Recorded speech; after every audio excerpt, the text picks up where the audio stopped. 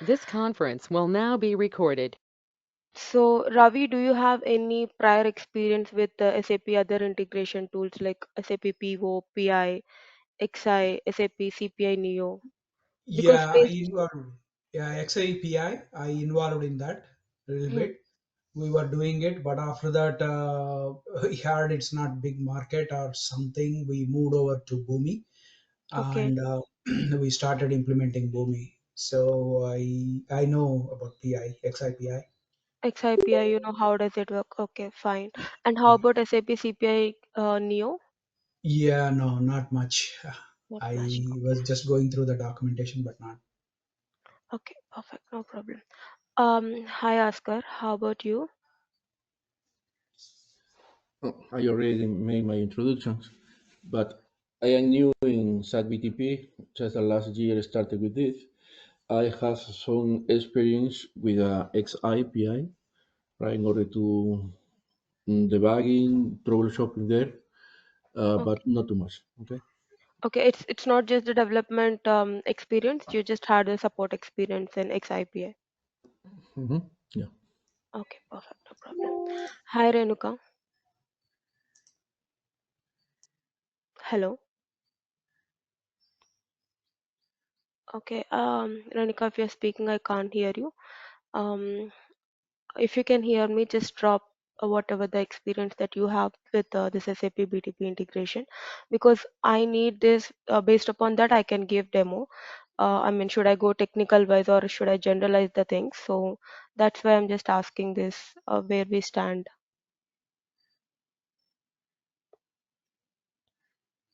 Okay, I'll just give Okay. 5-10 Thank you. seconds to Renika.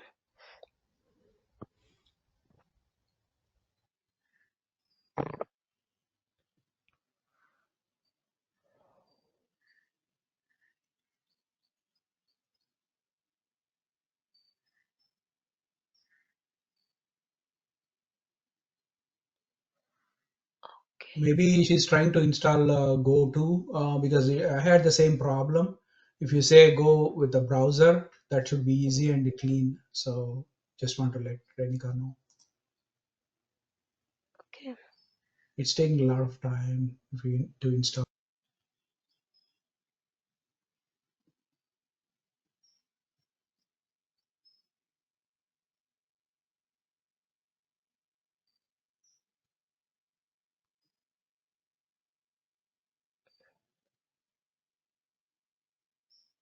Can you see my screen? Yeah, Okay. Yes. Okay, so before going to BTP integration, I'll just give a couple of lines brief about SAP PO, because they are the old integration tools where SAP is using a lot. So back in I mean, I know SAP XI because I didn't predominantly worked on XI, because my work experience started with SAP PI PO. no, So what it happens is, so when XI is a tool, which is an on-premise tool, PI is a tool, which is it's a dual stack. Again, it's an on-premise tool, and SAP PO is again a single stack on-premise tool. So most of you guys would have know what is an on-premise and what is a cloud. So I'm not going very deep on these details, but these are your on-premise tools. Now coming to SAP BTP integration suite. So this integration suite is completely on cloud, and also it has a something where you can run on your on-premise also, but that's another part. But SAP BTP integration mostly runs on a cloud. Your integrations runs everything on a cloud. So there is a difference between this on-prem and this. So if you take an example of PO, the guys whoever worked on a PO, if you might have the experiences. Say for example, if your PO system need an update or a patch, anything, so the system will go under the maintenance, right? So if you wanted to do any security patch, if there is any updates like any feature, like if there is some new adapter is going to upgrade, so then everything you need a security patch. Either you need to do it on your weekend or you need to do it on your out of business hours. because there is no way that your system can run by 24 by 7. So you have to do it. It's a manual pure work that you have to take it care by your organization only. Okay, and the network and whatever the connections you have in the background, the maintenance and all, it's the cost of your own money, your client's own money. So the data whatever it is passing, of course it's your client, but the network maintenance and all your service patch and all this maintenance comes under cost with your client.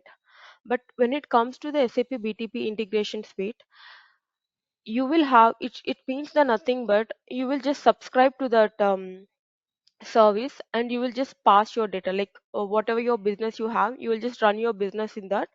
If you have, I mean, if something your requirement doesn't falls under the standard thing what SAP already have provided to us, then you will go for the custom designs, else everything will be, you will just pass your business data here, that's it.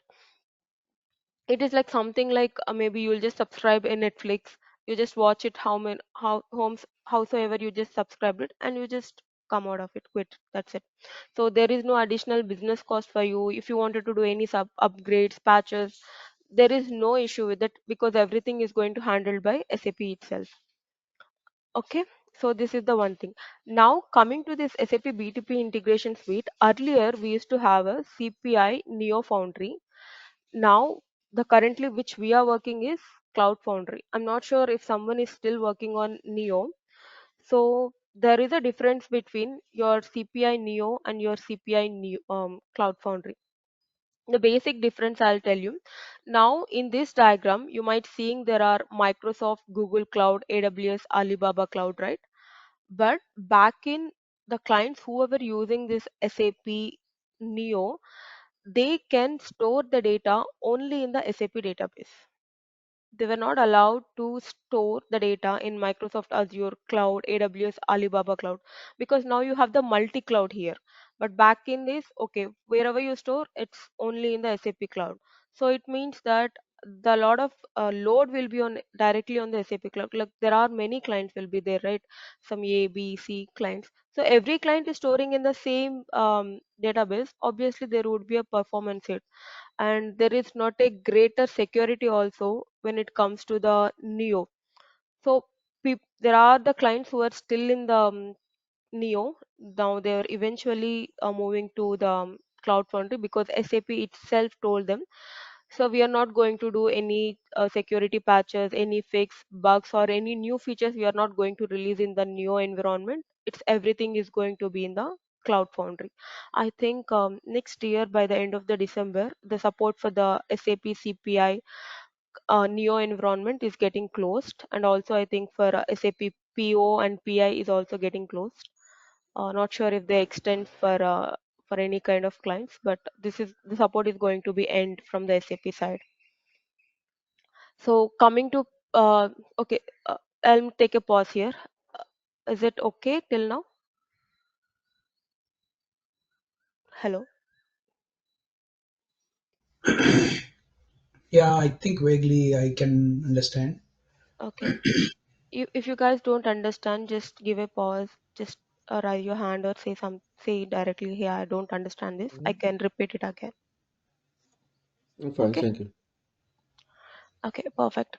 Now, this SAP integration suite. Now, let's talk about a bit BTP and then we'll come to SAP integration suite. So, BTP is nothing, it's business technology platform. So, early now, this business technology platform is nothing but, okay, I'll just generalize here. Example. So, everybody would have aware of Play Store and App Store, right? So, you consider your BTP as your app store, and whatever the applications you have inside that, that is nothing but one of your application is integration suite, one of the application is a business automation. There are many other applications service, we call here it as a service, and we call application in app store, that's it. So BTP is nothing but like your app store, and you have number of applications in the BTP, and one of such application for us is integration suite where we are using. Okay, now how the BTP is built is I'll tell you. So there are some regions like if you well I mean I heard that few of you guys have actually created a trial account. So when you create a trial account, you will be asked like first in which region you wanted to create your trial account. You wanted to create in Singapore, you wanted to create in US or UK, whatever the region. So generally how they will select the region is, so people who are sitting in US, they will try to select the region which is in US. People who are sitting in the Australia, they will try to select the region which is there in Australia, like Sydney. And who are sitting in Singapore, they'll select Singapore, because the region where they are sitting and where the system is working, the SAP says that it's good, but generally we work for wherever the servers in USA, we still work in India, so that's a different thing. But for fetching, it will be easy. They'll say the SAP will say that. So first you will have a region. So for example, now assuming that my region is in Australia, okay, in Sydney. Now okay, I selected my region. Then immediately what I have to do is I have to create my global account for BTP. Okay, then I'll create a global account having my client name as Expertsoft. So Expertsoft is my global account. Now I need sub accounts for that. Now you might know that sub accounts is nothing but you will have the development environment, quality, and pre-production, production. So these are nothing but the sub accounts here. Okay, we will create a sub accounts under that global account. Okay, so till here, this is the same process for SAP CPI Neo and SAP CPI Cloud Foundry, but there is a little bit change now for CF. So you'll just create the sub accounts. That's it for the Neo. But for Cloud Foundry, you will have additional two things. After creating your sub accounts, for each sub account, you will have your Cloud Foundry organization. Okay, organization is nothing but the list of the people who have the access in that your global account. You're not just the global account, in your sub account too. So Pujita some might be some access, Rohini has some access, Ravi has some access, Naveen has some access. So whoever has the list of access, they will be populated there, okay, as an organization members, and they will have the particular roles. So this guy is the account leader, this guy is the owner, this guy is the developer. They'll have the list of that, and under that organization we will have the space. In that is where we will work.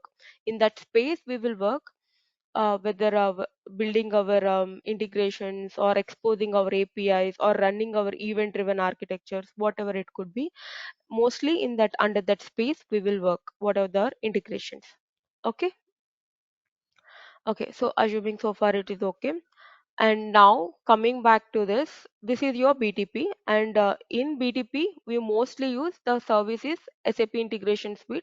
You can just go and subscribe this, and it is a one-time activity. We will not do it again and again. Okay, cool.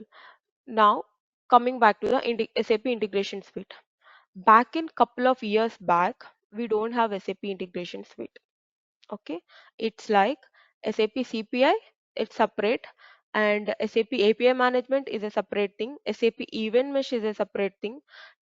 Everything, all these three are separate, three different separate things. And actually SAP event mesh just came very recently, I would say. But back in this SAP CPI and API management, they used to be like a two different portals. But what SAP come up with the latest from couple of years is they just combined SAP CPI, SAP API management, Event Mesh. Now you can see that Event Mesh is also combined with SAP Integration Suite. So they combined all this and they made it like a SAP Integration Suite. Under that, we call SAP CPI as a capability, SAP API management is a capability, and the event mesh as a capability. So we call them as a capabilities. So because you might know that, so some clients really don't want event mesh. Some clients might need event mesh, but they don't need API management, right? So something which we really don't want, and why we want to spend money, it makes no sense, right? So what it happens is whenever you subscribe to this integration suite, it will ask you, so what capabilities you need. You need only CPI, you just take only CPI. If you just need only API management, take only that, because you're not going, you don't need to pay, which is not really required for you, because it's based upon the whatever you use, like pay as you go, like how much you use the tenant, so based upon that you will pay. So there are again how to use the payments and all, like how you purchase this SAP integration suite. It also has a different plans, like how we have a Netflix plans or a Prime plan. It also applies the same here. So the few plans are like subscribe and go. Like you just subscribe, and maybe if you subscribe this for for a year, you'll just use it and that's done. If you wanted to extend, you will extend. There is another model, like you will just like maybe if I would have say it's a postpaid model, like so you will just use it how much you use it, like based upon the message number of the messages count, SAP will charge the amount. So this is the one more payment model where this SAP integration suite has. So now, as I said, there are the capabilities, right? Now all three capabilities are not comes under this integration suite. So if you need whatever, you will just go with only that few capabilities. Okay, these are the capabilities. And now coming to the SAP CPI, which is the major integration part we will discuss. If you see here, it has 3,400 and plus pre-built integration. Okay, it means SAP already has up 3,400 plus pre-built integrations. Many of you guys know that there will be e-invoicings with the other countries. Even in India, that came up in 2018. In Saudi Arabia government, they brought up in 2020. Like it is like paperless e-invoicing, so everything is going over the computers, like everything, the invoices is going via systems. If you see that e-invoicing, be it in India, be it in Singapore, be it in Australia, wherever it is, just the client changes but the government never changes, the government is same. So that kind of integrations, it could be client A, client B, or client C, anyone, it's the same strategy, right, they use. So what SAP did is, SAP just pre-built those such kind of integrations, like invoicings, like a payment integrations or a payment interfaces, everything they have mostly pre-built. And some integrations like where they have the customer integrations, vendor integrations, like business partner integrations.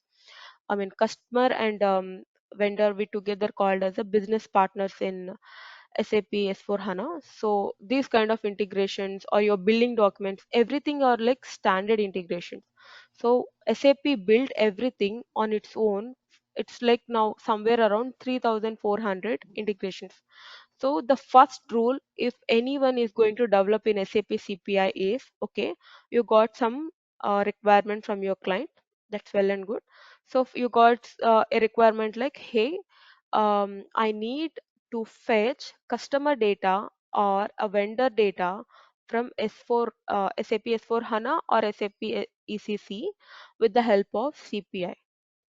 So immediately the first rule is, you have to go and check in 3,400 plus pre-built integration. This is not my rule. This is a rule from SAP, because if there is something standard, we have to utilize it. We have to leverage it. If there is, if whatever they have, it is not meeting our requirements, then only we have to go for the custom integration. Okay. Um, did anyone heard about Clean Core, SAP Clean Core? Just this word. Yes, but excuse me, I have one question. Yeah, yeah. Are you showing something else? Because we are only watching the SAP BTP integration suite screenshot. Yeah, yeah. Because the major focus is this today. Because Okay, okay. you'll have I'm everything sorry. here. The major focus Mhm. is this. I just have this everything here because I feel everything you have here itself. Mhm. Okay, okay. Sorry. Okay. No problem. Okay. Fine. Thank you. Did anyone heard the word called SAP Clean Core? Yes. Okay. So I'll tell more about this now. SAP Clean Core, in the sense, you might see in SAP PO or PI, we write a lot of scripts, right? Which are not standard. So Oscar will write in a different way, Rohini will write in a different way, Ravi will write in a different way. End of the day, the output is same, but how they write is different. Pujita might would have write a complex code. Rohini would write a simple code. Askar would take like some 40, 50 lines of code. So everyone will not understand their approach. So everyone has a different approach. But if it's something a standard, okay, if Askar says it or Rohini sees it, every whomsoever it is, it's just a standard application. What SAP wants to do it, the future for SAP is SAP Rise with HANA public cloud. So what they are coming up saying is kindly use whatever there are. We have the standard things. Go with the standard things. If the standard things are not working for you, then go for the customization. So now first rule is we have to go and check for in this 3400 plus integration. If our requirement doesn't falls under this 3400 plus integration, then we have to go for customization. Okay, in that customization also, like you most of you would have seen the custom integrations also. In that also mostly you have to go with the standard palette functions rather than going with XSLT mapping. There are some other kind of mapping, XSLT mapping. We can even transform here data with the help of Groovy scripting as well. I hope everyone knows this. Okay, Oscar, you raised your hand. Do you have any question? I We already both, asked it. yeah, we both raised hand actually. Oscar, do you have a question? You want to go ahead before I ask? I already asked it, but I don't know Okay. how to write down the hands. Oh, okay. You see Ah, the okay, hands okay. left, right, Yeah, react. okay, okay. Okay, Yeah, yeah. thank you. So the you said the pre-built, right? You said the 3400 whatever the pre-built. You Hmm. said customization is different, or when you download the pre-built processing or process whatever, Hmm. can you customize it? Can we customize it, or you can't? Yeah, that's a good question, Ravi. So there is a thing that when you download the integration, mostly you can only do the configuration there. It means, so when you download that, say for example, you're working for a Mexico client, okay, you're doing e-invoicing for them. So for the system details would be different for your client, right? Oh yeah, okay. Yeah, so you do configuration there, okay? You do your, you will give your system, your S4 system or ECC system details, whatsoever you will give. But apart of that, if you did any changes in the design level, SAP is not going to support there if you have any issue. Okay, so I mean basically these kind of integrations mostly I have seen few of the clients will transport from one environment to another environment, but that is not the right way. So you have to again download in the next environment, again you have to configure, because SAP will you, if you have seen the integrations, there will be editable configurable mode.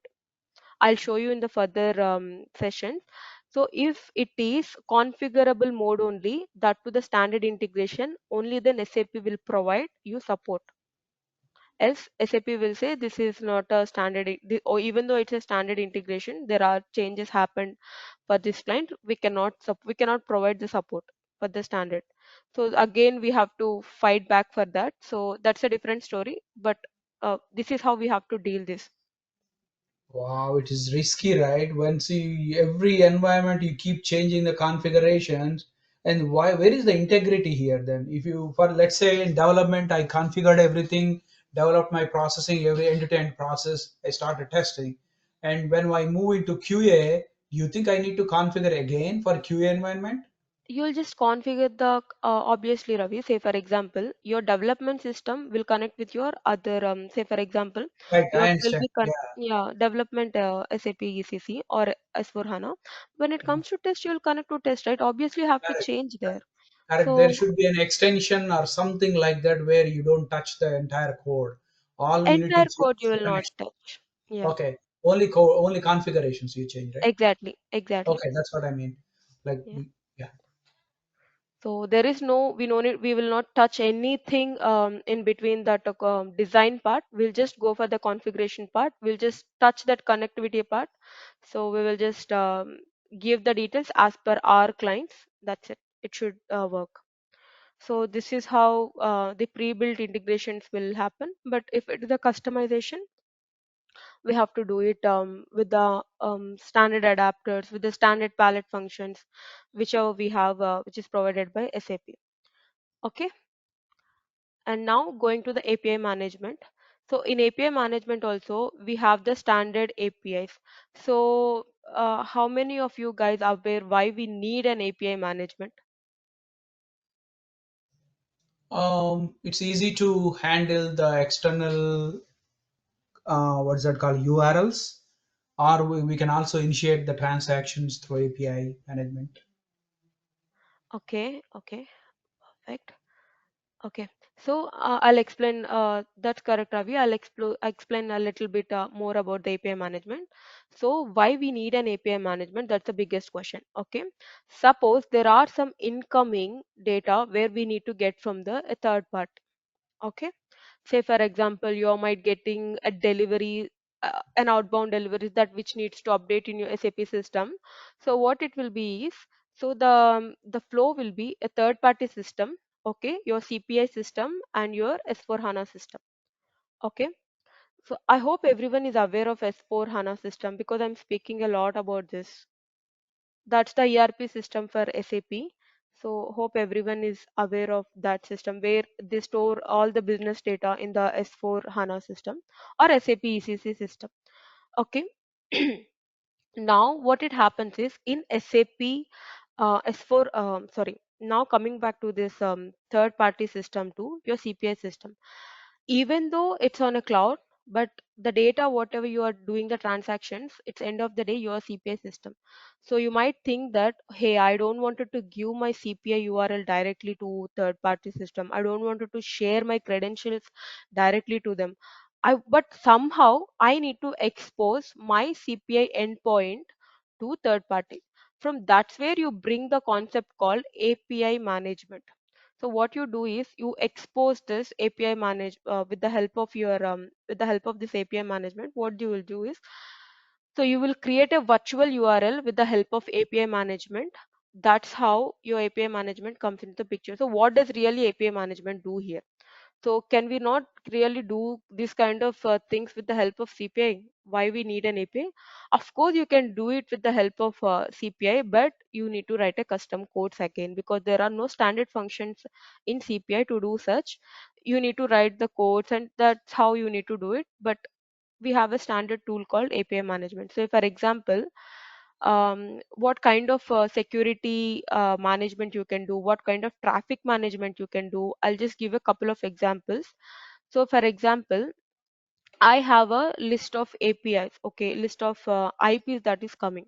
Okay, they have like from three, the my third party system said, hey Rohini, I'll get, you will get the data from these three IP addresses only.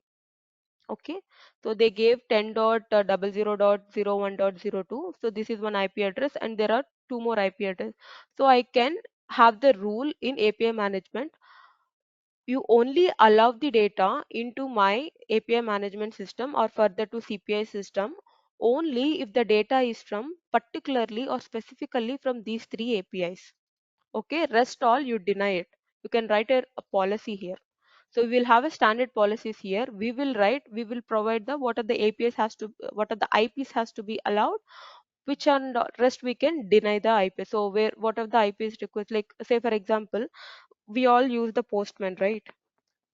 Yeah. So so if you hit the from the postman, you will see that I mean if you hit the postman and if you have the IP, we call that policy as access control in API management. If you hit it and if your postman IP is not whitelisted there in API management, you cannot get in. Your request will not go through. Even though if you have right credentials, right API also, your request will not go through because we have a policy set up there where it should deny your request. This is one kind of security feature. That's a very good feature because not every system should not hit your system, so that if you have number of requests, right, your system performance also will sluggish. So that's the one thing. I will tell this API management real time example further, like where we use real time in real day to day life. I'll tell you that. And coming to this one more thing, say for example, if you have a clear picture, like your API, you are going to hit the CPI system, you're going to post the outbound deliveries per minute may be just 4, not more than that. You can even set up some a policy called quota. Okay, in a minute I'll just hit 4. If I hit the fifth run, what API management do will do is it will say, hey, you violated the policy, so we are going to stop it. Only after the next minute you can hit again the 4 calls. So you can have this kind of, I just gave this couple of examples. You can have this kind of policies add to your API management, so that you no need to so that you will not hit your CPI system again and again. Okay, that's one example for API management. I'll just tell one example for the API management. Might I'm not sure whether Oscar is aware of that. In India, we book the railway tickets. Okay, that's an website called IRCTC. So what it happens is, say for example, if you wanted to book ticket, like there is a certain time zone where you can book a special tickets. Okay, say for example, 11 a.m. to 11 a.m. to 12 p.m. you can just book some special tickets. So what it will happen? So everyone will be online during that time. So if everyone keep on refreshing the system, means it's just not the refresh. It means the request will go to your backend system, right? So if Rohini is doing per minute like 100 times refresh, if Ravi is doing in a 2 or 2 3 minutes many times refresh, how much load it will have the system? How much load? Assume that your IRCTC system is built on CPI only. How much load you will have? It's an immense load, right? So what they will do is, they will also set up the policies. They will use a different tool called Redis. So they will have a set up the policies called, if this user hit the system up for in a minute like 5 to 10 times, like they will have the rule. In a minute if they hit for 10 times, it's okay. If they cross the 10th time, which is on 11th time, they will say error occurred, please try later. That's the error we get. Okay, it means that it is not allowing you to how many times you can hit your CPI system. There is a rule because it will protect your CPI system there. Okay, you understood why I said this API management is really required? I mean, this everyone is across of this example. Yes, Okay, I got it. perfect. Okay, perfect. So that's why we need an API management. So I would say in a general term, API management is nothing but a security layer. It's a kind of a different one more locking mechanism for your integrations. Okay. I didn't know that we whitelist only in the API management. I thought we do some high level in the atom level, whatever you call, whitelisting a API, whitelisting a IP. Hmm. I thought it is like somewhere higher level, but not on the API management level. It's not a mandatory step also, Ravi. Uh, If you wanted to do it, you can. It's not a mandatory. The mandatory thing in API management is authentication. So while you're connecting with your proxy and while you're connecting with your end target system, those are the mandatory. If this whitelisting, this quota policy, this spike arrest, rest, all is just optional things. If your client has a requirement, you can do it. If the client doesn't know, you can even recommend them. Hey, we have these policies. Would you like to, inculcate in our APIs? That's how we can. But we can do it even in success factors. We have it, right? yeah. We can do it such. Okay, next coming to business integrations. So business to business integration is nothing but your trading partner management. So trading partner management is something which of most clients will not use. You might hear this legacy clients. So where they use this EDI artifacts. Okay, so they'll have a standard things like the clients like Schneider Electric, they use a lot. This is the old legacy system, but eventually people are changing towards the OData APIs, where because now OData is the latest and greatest, so they are eventually switching from trading partner management. But there are some still clients where they were specifically want to stick to this ASCII or EDI fact. So those are still going with the business to business integration, but rest all is moving to OData. And along with the business to business integration, there is a business to government integrations, which I spoke earlier, like e-invoicing. So I can see we have, I did for Italy, Mexico. I never did for India. I did for Saudi Arabia. So there are e-invoicing also. So while you're doing that, SAP will provide you a proper documentation. If your ERP system is a ECC system, how you need to do it. If your ERP system is an S4 HANA private version, how you have to do it. If your S4 HANA, it's a public version or private version, they will give you two different documentations. You'll have the set of documentation. Based upon that, you need to configure your invoicing content as well. So that's something which I already spoke with you guys. That is something we have the standard from SAP. And the next one is event driven architecture. This is the very latest thing in SAP, event driven architecture. So why we need this event driven architecture? Most of you know the nature of the messaging system is two. One is asynchronous, other one is synchronous. Asynchronous in the sense you just fire it, the message will go. But synchronous is something like you just send something and you're waiting for the response. Okay, you send your request, but you need the response right away. That is the synchronous way of nature of the messaging. Now this event driven architecture completely works on asynchronous scenario. Like you just you will just give your request, that's it. You are not waiting for the response. Like you will write someone a message in a WhatsApp, and you will not wait for response, right? Immediately it has to come. It's just you will send your request, that's it. So this event driven architecture, basically why we use it, I'll tell you why we need to use it.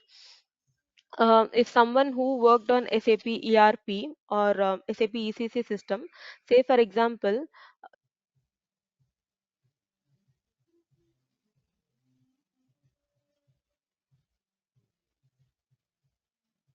it's a bank statement. Hello, Yeah, am I we can hear okay? you. Okay. So for Yeah, we can example, hear you. okay, did I lost everyone? No, no, you're there. Okay. You're good. No, I can hear you. Okay, perfect, perfect. So I'll tell you why this event-driven architecture is required. So back in days, everyone might have heard or not, I'm not sure. Did anyone heard about bad jobs? Yeah. Bad jobs. You might know this, right? You will just schedule your program in the backend. So repeatedly it runs and it will provide the output. You will just schedule your SAP program, your ABAP code, and it runs repeatedly, say for example, every 1 hour, 2 hour, whatsoever frequency you read. So that's how it fetches the output and sends to your integration. Exactly, right? Now, say for example, I created a, customer in SAP ECC at 8 a.m. India. But my batch job runs every 2 hours. My next one is 9 a.m. So is the data is real time? After 1 hour only it will integrate with my third party system. It will not go right away, right? So it Mhm. means there is no real time data. With the help of batch jobs, you don't have the real time. So what my requirement is, I will create a customer or update on a customer in SAP ECC. It has to go right away to my third party system. Okay, this is what my requirement. Then what I will do is, here I will use this event driven architecture, which is nothing but event mesh. So what it does is, in event mesh also we have um, standard events. Even you can create a customer events also here, but you have a lot of standard events. So standard events in the sense, say for example, I will say I wanted to I said just the customer, right? In SAP we call the customers vendors together as business partners. Okay. What I will do is, for this business partner, they we will have the standard events. You will have for create, you will have one standard event. For change, you will have a standard event. For delete, you will have a standard event. Means whatever you have all these events, if you wanted to create, the data will pass into the create event. Okay. And that if you are updating the existing customer, the data will pass to the change event. If you wanted to delete a customer, that data will pass into the delete event. Okay, so immediately whenever you do, so there is a called all this process will be done by event broker. Like if there is any change, immediately event broker will say, hey, there is a change in your existing customer, or hey, there is something got created, go and pick this data and post it. So immediately this event broker um, will talk between the two systems, and it passes the data. Within the few minutes itself, you will see your data in your end system. So this is basically in event mesh also we have two types. One is the basic event mesh, and the other one is advanced event mesh. That advanced event mesh we need to use the Solace, and that comes with additional payment. But if you use the basic event mesh, most of the client requirements will suit. But someone who wants to go an extra mile, they'll go for advanced. But so far basic would be enough. This basic event mesh, you'll have limitations like how many queues you can create, how much data you can pass, I mean how much the load, everything you will have in the SAP event mesh. So this event mesh basically you can use only for the asynchronous scenarios, never for a synchronous scenario so far. So this is one best case we have. So now everybody is using the event mesh now. So any questions so far in CPI, API management or event mesh? So the you're just saying event mesh is nothing but event driven architecture, or there is a separate meaning? It like It's like umbrella a meaning. pub sub model, Ravi. You Oh, publish, yeah, okay, it's like a pub sub if I wanted to say. got it. Did you heard about Kafka? This kind of, Yeah, I heard about yeah, it, but yeah, it's like exactly the same one. So it is like you publish and your receiver will target system will consume that. got it. And it works only for asynchronous so far. And I don't think synchronous can do this, but so far it is just for the asynchronous scenario we are using. Is everything okay till here? Yeah. Okay. Yes, yes. So far, whatever I discussed for CPI, API management, event-driven architecture, we have everything one-time setup in the BTP. Okay, we have to do the connections and everything with SAP ECC and or SAP S4HANA, and alongside in your SAP BTP cockpit as well. This is all just one time connectivity you have to set up, then this will work. These are not something you just had the sub account, you'll do it. You have to do it just one time activity, then it's a repeated process. And coming to regulatory compliances, guided integration practice is something both. I'll just call this. We will have a part called integration advisor in SAP CPI. That's a part of integration suite capability only. It's nothing but how would I say? Did I told you right? EDI fact, ASCII, which are the standard legacy systems. Oh, So all these you can, like most of the B2B integrations, you can do their mappings and their structures. You can define everything in integration advisory. So this TPM and this integration advisory is like correlated something. And a guided integration practice is nothing but you will have a design guidelines, a certain design guidelines. So which is nothing but if I would say um, so if you build custom integration, you will have a design guidelines under that. SAP will see, I mean, for my project at least, whatever we are working. So once we develop the project, we will hand it that project to SAP directly. And SAP will see that whether whatever the development is done is as per the SAP standards or not, is as per is every SAP guidelines or they are meeting or not. So we have the certain like a 30-40 SAP guidelines where we see if something is not met, SAP is not allowing to proceed further. So there is a integration practice as well for them. So where we have to meet all the integration guidelines. So that is something they have in the integration suite, and there is two more capabilities in integration suite, but they are not mentioned here because nowadays they are not using it widely. One is the open connectors. The open connectors is nothing but you will have like 170 plus third party connectors. Like from CPI, you can connect to WhatsApp. From CPI, you can connect to Facebook. These are all adapters now eventually coming in the CPI itself. That's why we are not majorly focusing on SAP open connectors. Back in 2019, when I used to work on open connectors as well, because if I wanted to connect to SharePoint, like where I need to upload and fetch the files, we have this mechanism, right? We generally do this with the SFTP servers, but during that time we used to do with the SharePoint. So I never had a SharePoint adapter in CPI during that time.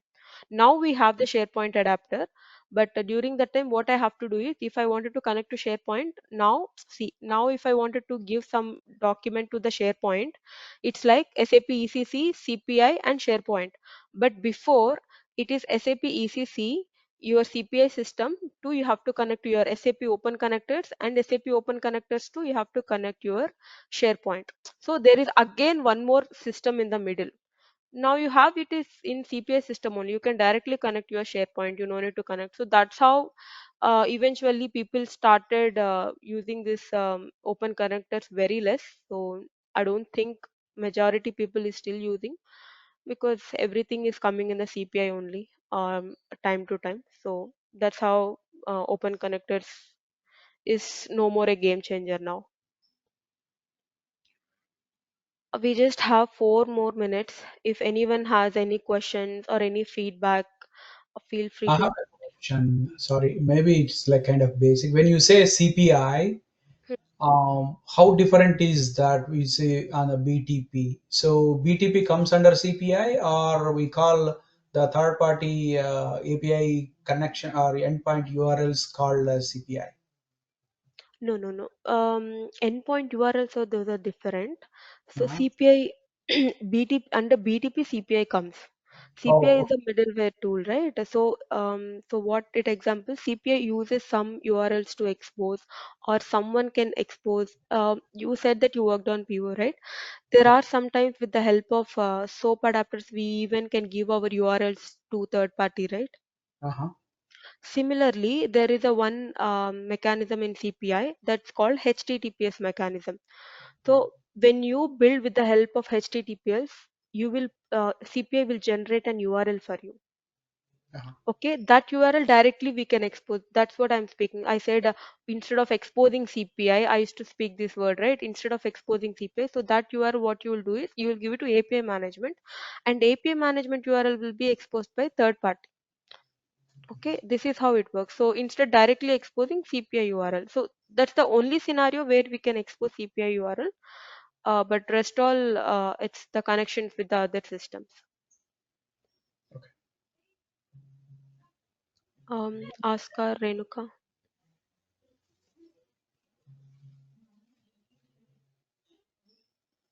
No, you're fine. Thank you. Okay. Renuka, do you have any questions?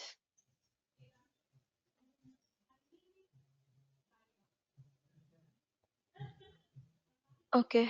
Ravi, one last time. Any questions?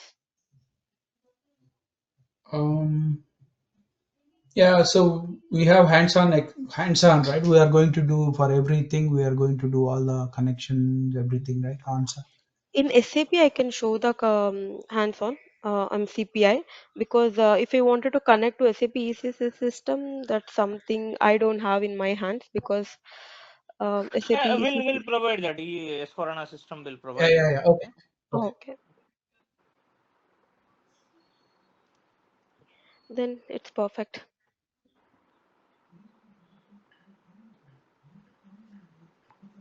So I'm done now. If we have any questions, I can stay back, or else I think we can close this. What do you say, Naveen? Yeah. Any queries, Oscar, Ravi, Renuka?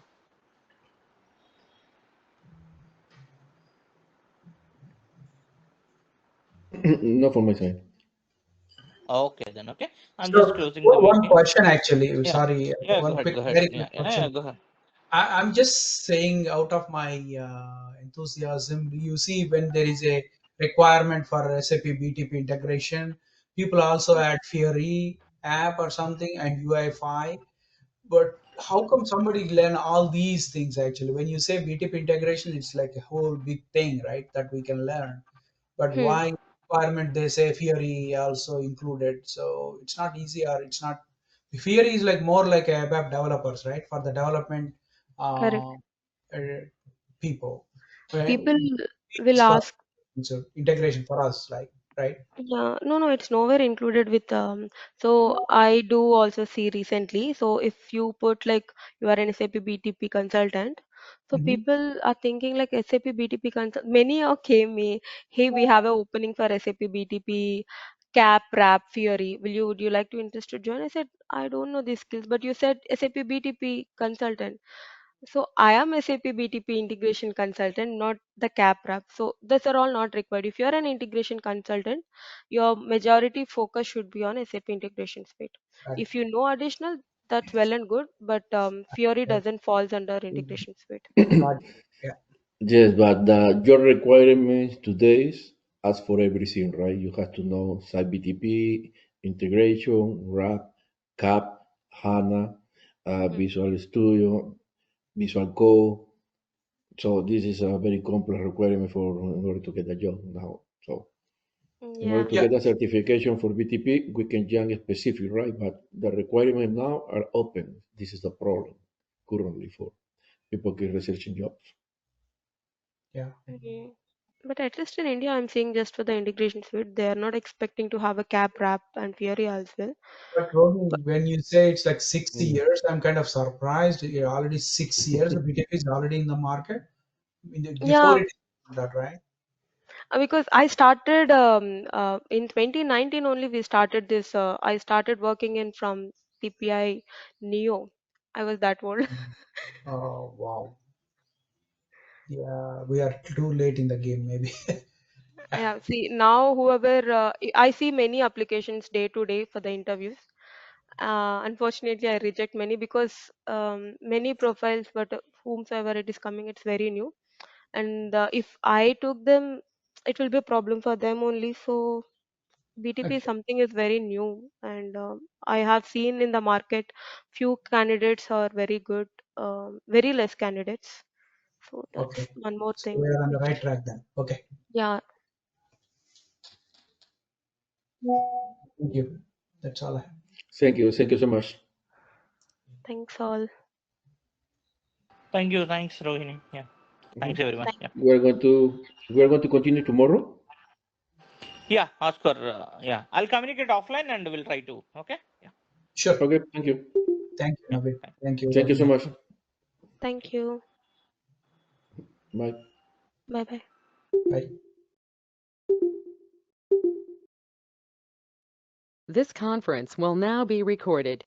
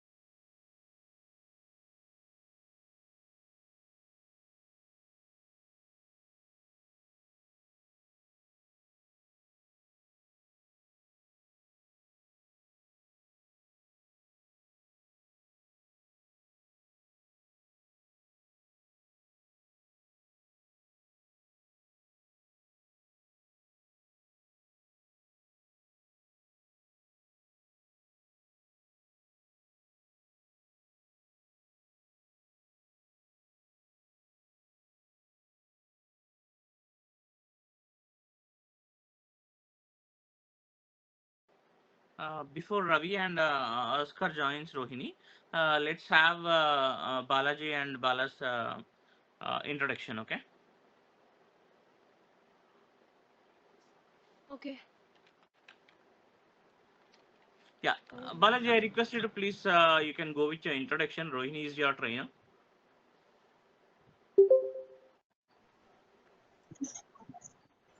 Good morning, Naveen. And all.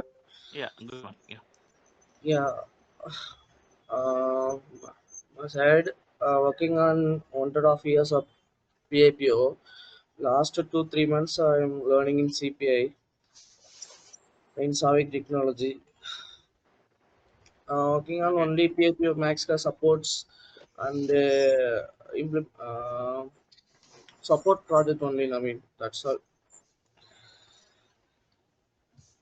Yeah. Fine. okay. Yeah. Hariteja, go ahead, Hariteja.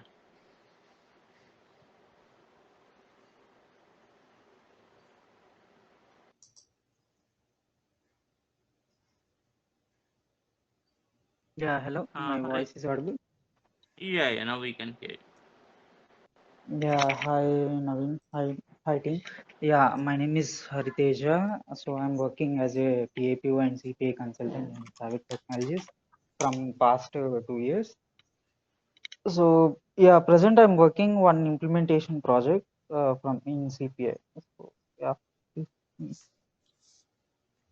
yeah, that's it, Naveen. Fine, fine. Yeah. There is. Bala. Yeah, Bala, go ahead. Yeah. Yeah, myself, Balasundram. Actually, I completed one implementation projects in CPI.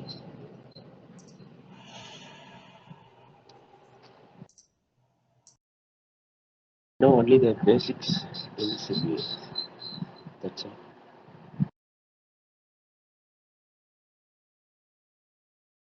Okay. Okay, fine. Yeah. Ravi, yesterday he joined, right? Okay. Renuka, Hmm. so Renuka and Oscar, they are joining. Just give us 2 more minutes, please. Okay. Okay. Yeah.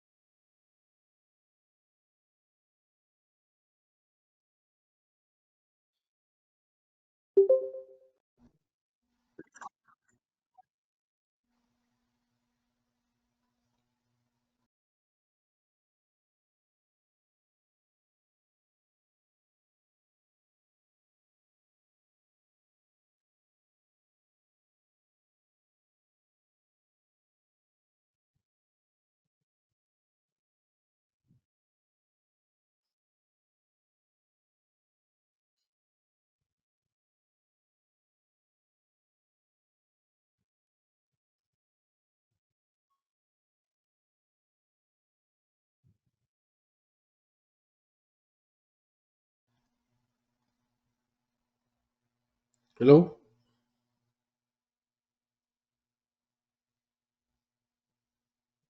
Yeah, I think everyone is on the mute. Hello, Hi, everybody. Hi, Oscar.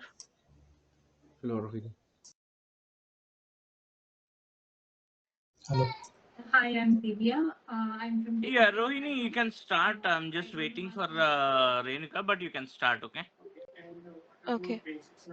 Yeah, you can start. Okay.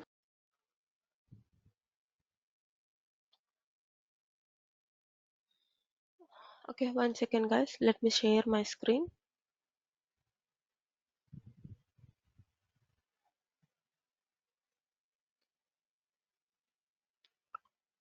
Um,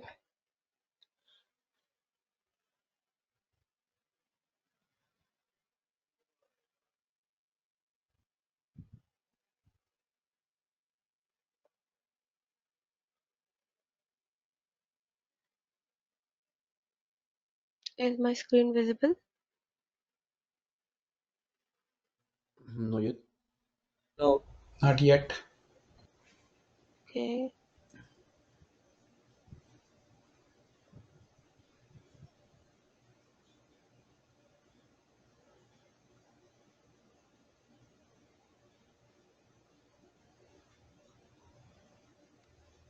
How about now? Yeah. Okay. So today we are going to create the trial account because we need to use it for further classes. So I'm creating in the AWS region, I mean US region, and the AWS is our data center. Now this is my global account, and I'm creating a trial account here, and it subsequently, since we are working on CF, it will create an organization and a space too. Okay.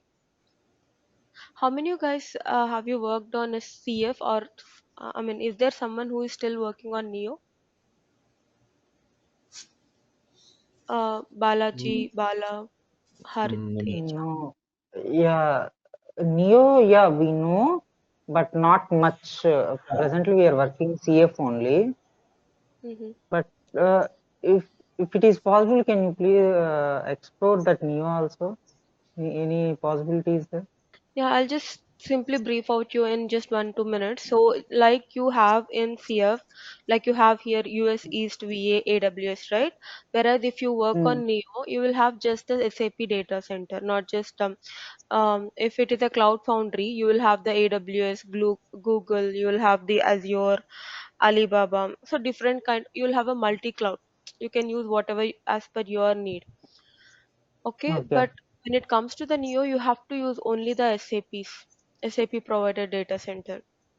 Okay, okay. and then coming to the global account, you'll have global account, and you'll have a sub account. That's it. You will not have the organization and space again for the Neo. You will just have these three. The Mm. only difference between So, the Neo and Cloud Foundry is, see, when we the data centers is not across, and the security patches, everything is not that upgraded in the Neo environment. But the latest features, everything is not there in Neo. Everything is there in the Cloud Foundry. That's why we are mm, using that. Even SAP recommends it.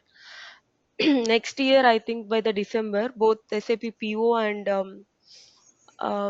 this Neo environment support will be stopped from SAP. okay. Okay. So Neo we called like HANA cloud integration, Mm. right? This is It's also HANA. okay. This is also HANA only. Um, Mm, we will just not call HANA cloud implementation because these are also on-demand HANA applications only. okay. Okay. I'm just continuing it. So what I did is I just selected the region and it just created.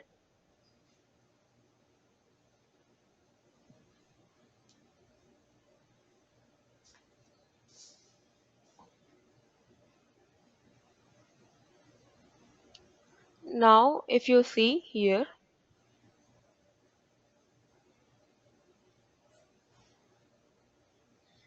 I have only one global account. Okay, sub account is one trial account I have. That's it.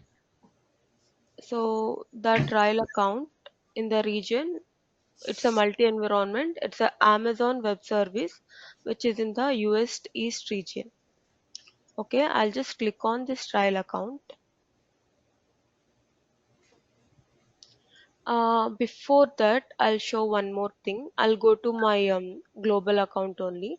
So I'm telling this not just for the trial account. If in future, if you want to work for a client, if you want to set up this, so for example, a new client comes into your way and they will ask, "Hey, I need to set up this global account because I recently faced such a situation."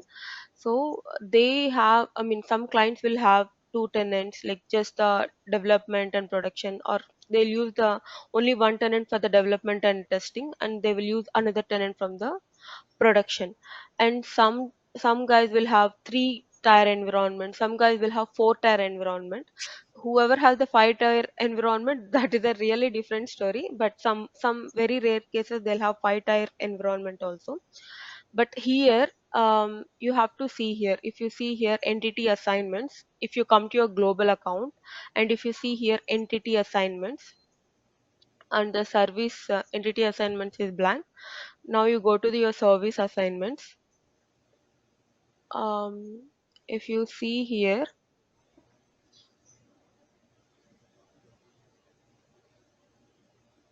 I am just okay. If you see here, integration suite.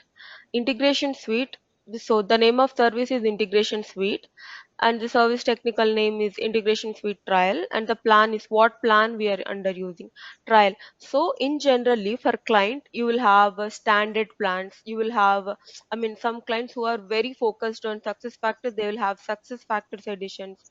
Some will have enterprise editions. You will have different kind of plans for a actual business when you use the CPI. So that is nothing but a plan here. And quota assignment. So how many under this global account, how many CPI tenants you can create?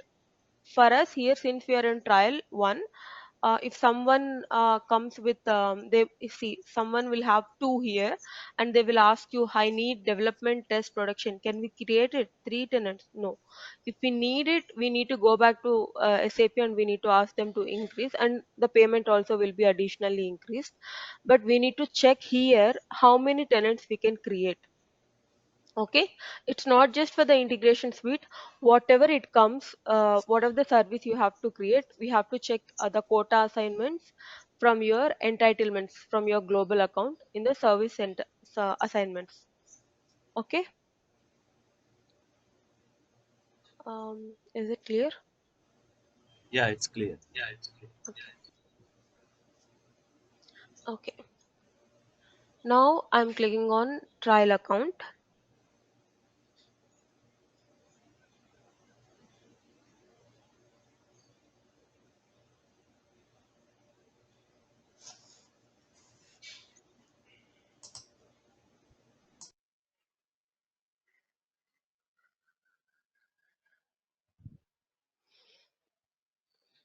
Okay, I'm creating a new sub account here.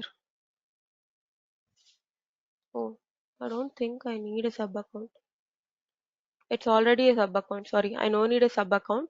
I need to because if I create a new sub account, it will have no use for me because I have only one SAP integration suite. So I'm just using this trial account.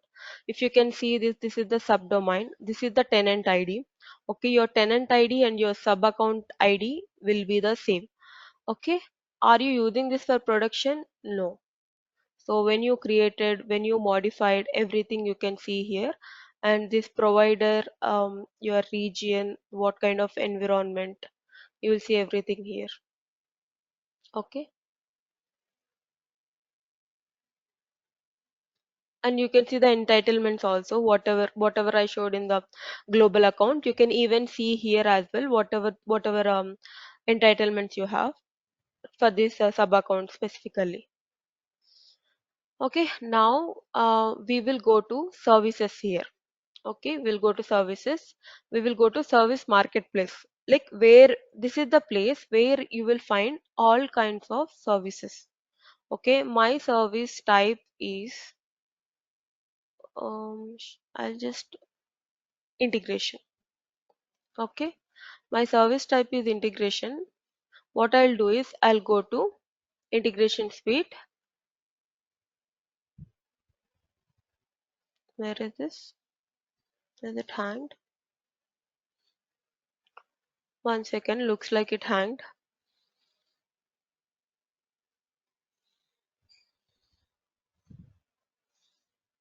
Okay, mine is integration suite. So I'll create it. So this is a plan. I'm just clicking on create. Your request to create a new subscription has been submitted. You can check the current status of submission on view service instance page. We'll just check from here only, view subscription.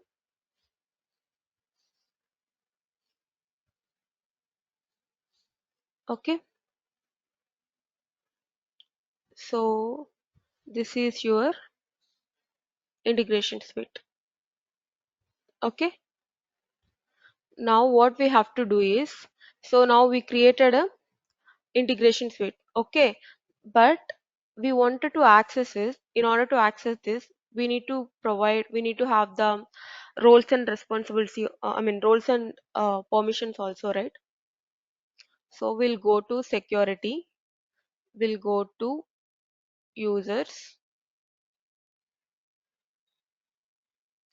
we'll go here. Okay, so already you can see sub account administrator is assigned. Now you'll just click on here, assign role collection. Now you will go, now you will see this is the business application studio developer, cloud connector. These four are not required for us. For us, the major thing is integration provisioner. Okay, if you don't give this, I'll show you how the error will look like. If you don't give anything here, okay, let's for time being I'm not giving anything. I'll just go to my instances and subscriptions. We'll see how the error looks like. Okay, I'll just click on this, go to application. Okay, let's see how the error looks like.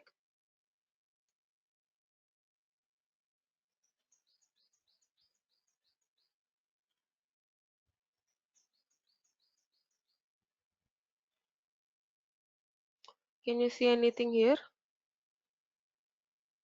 It is saying unauthorized. Okay, in that case what we need to do is we need to go to your security, users, you click on here, you have the arrow button, right? You click on that,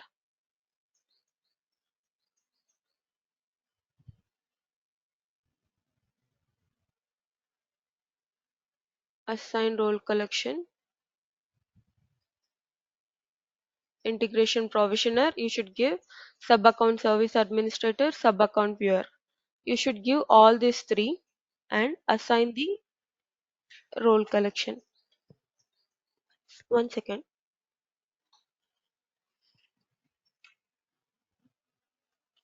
Sorry, I'm back. Okay, now I'm assigning the role collection. Now again we'll go back to instances and subscription,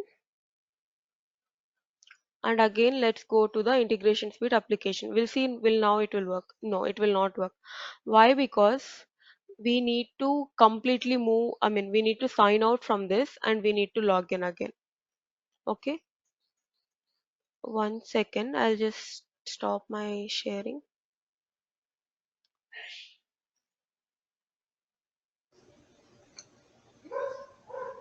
Are you sharing entire screen? We can't see those errors actually. Oh, sorry, I missed it. I'll share the entire screen now. Or maybe me. I don't know. No, I didn't share entire screen. Okay, it's nothing. Okay, wait, let me share entire screen. share. Okay.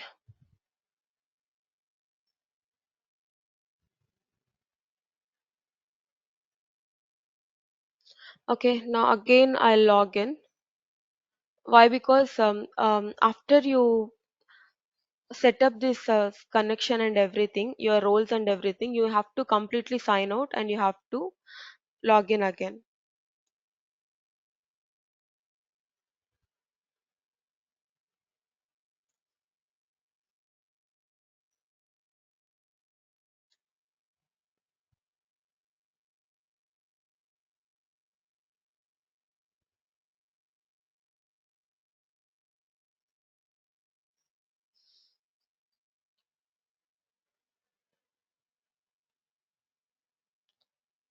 Okay, I'll go to my trial home.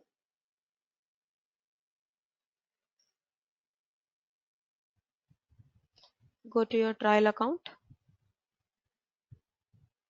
So this is my trial account and instances and subscription,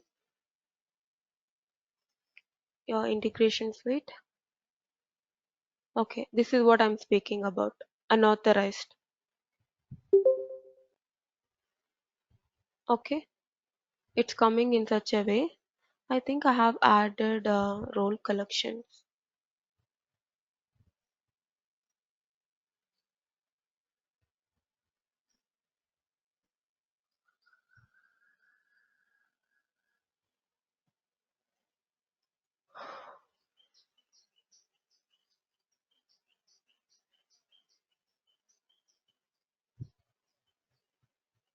Okay, I just added this.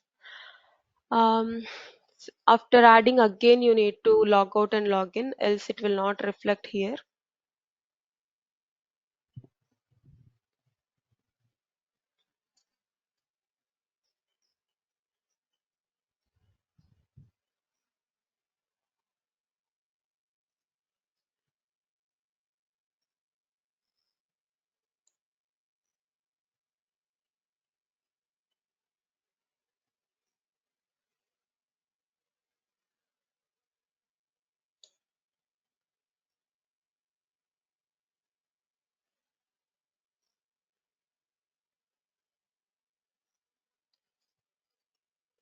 So far it is okay.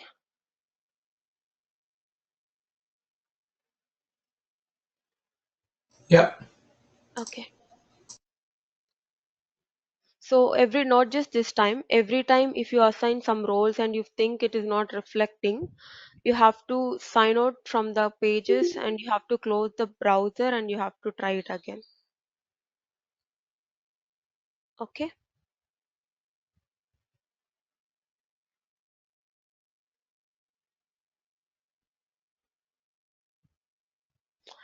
Okay, why it is showing unauthorized? Maybe the same browser I'm using the call. That could be one reason. SAP BTP trial account login.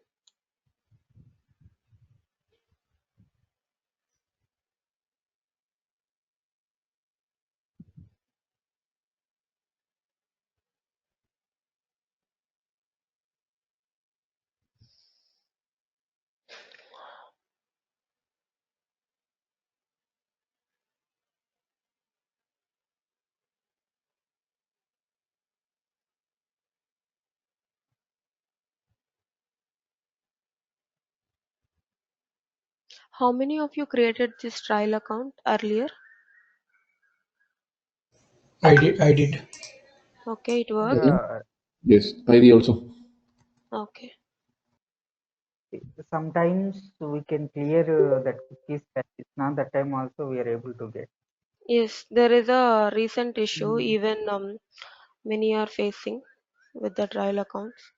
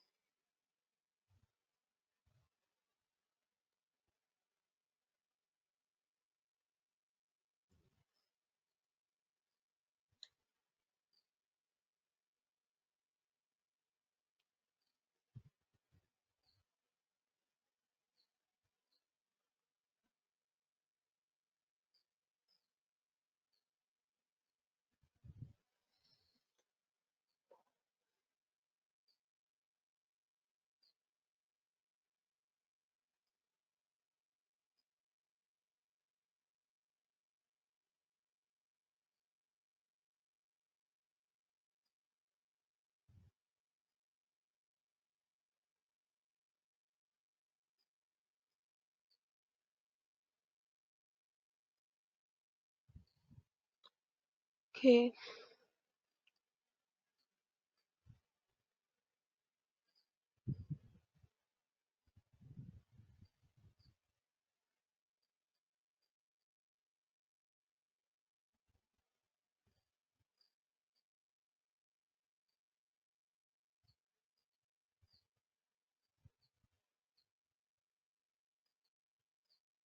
Okay, it was a browser problem because my call was there in the browser, so I just took a new window.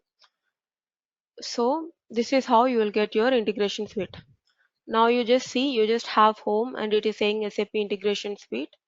Okay, that's it. Now you haven't added any capabilities. So in order to proceed further, we need to add capabilities. In integration suite, we have many capabilities.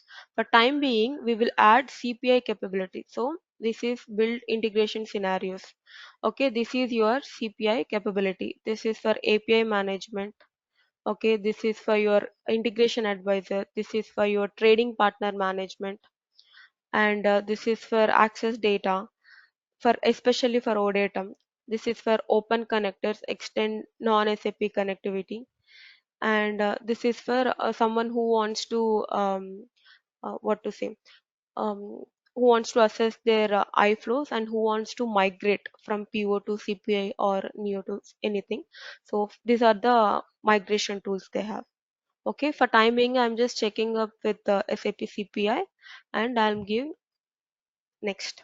So how many message queues? For these message queues are nothing but JMS queues, which we will use it in the further. So that's the message queues I'm checking. If you don't check it, it will not provide you queues.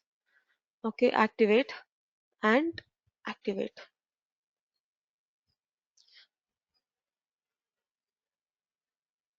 Okay, it will say around 60 minutes, but it will take roughly 2 to 5 minutes and it will complete.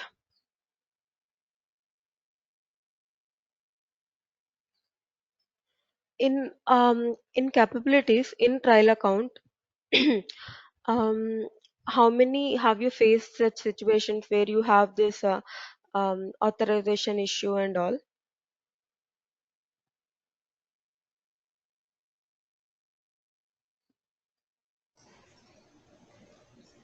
The without the roles, right? Yeah, we got that error, authorization error. Then after we add the roles, then only it showed up. So generally, if you add roles also, that's my first experience. So even when I was doing API management also, if you just add the roles and you think it is not still not working, but later when we completely log out, I mean sign out from the account, and you have to close the browser too, then we can see the actual functionality there.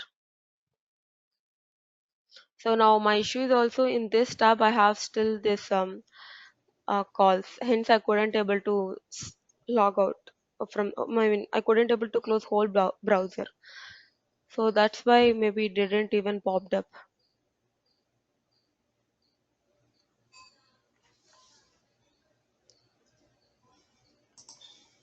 Any questions in the meantime?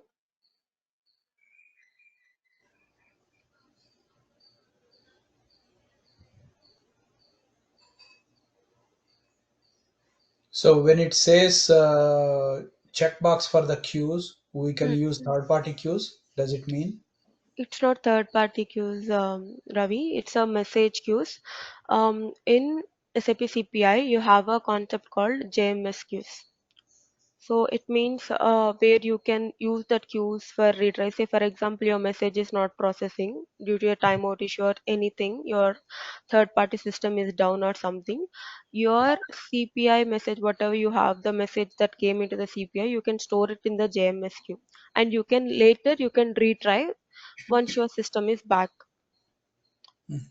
Okay, for these kind of scenarios, mostly for retry purpose, we use this JMS queue. And whatever the queues, I mean, and you can even encrypt in the JMS. You even have the JMS adapters. With the help of that, you can even encrypt that.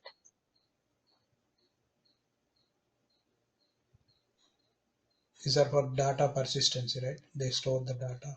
Yeah. Data persistent, that's a different palette function. This is like if you are say for example, if you are sending something to your you have a in-house SFTP system, okay, you are sending some bank data to that.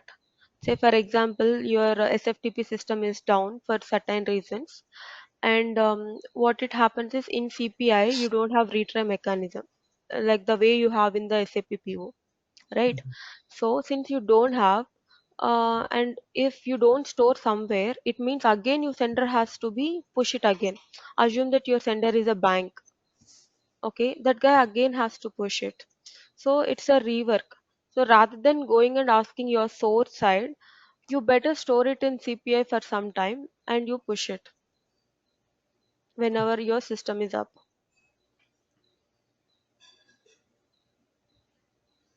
So that's the thing, and SAP provides 30 queues, uh, usually for a tenant. But if someone need more than that, I think there is a additional payment will come in picture. So that's how it is working. Okay, here for trial account they just give 20 queues, and the maximum JMS transactions are 100. But for a normal client, I mean for a client purpose which we use, that you will have 30. Okay, okay, I'm just giving okay here. And now again, can we open this right away? No, because in order to access this also we need roles. So I'll go again to the security users. Earlier we couldn't able to see many roles, right? Now we can see because we have activated the integration suite capability. Now you see PI administrator, someone who can administrate our this system, and this is PI business expert who can allow the business hub, and this is the major one who can develop. In order to customize the integrations, you need to have the PI integration develop. Someone they'll give, if you might have seen PI read only, some will have just the view access, no edit access. So this is the read only access. Okay.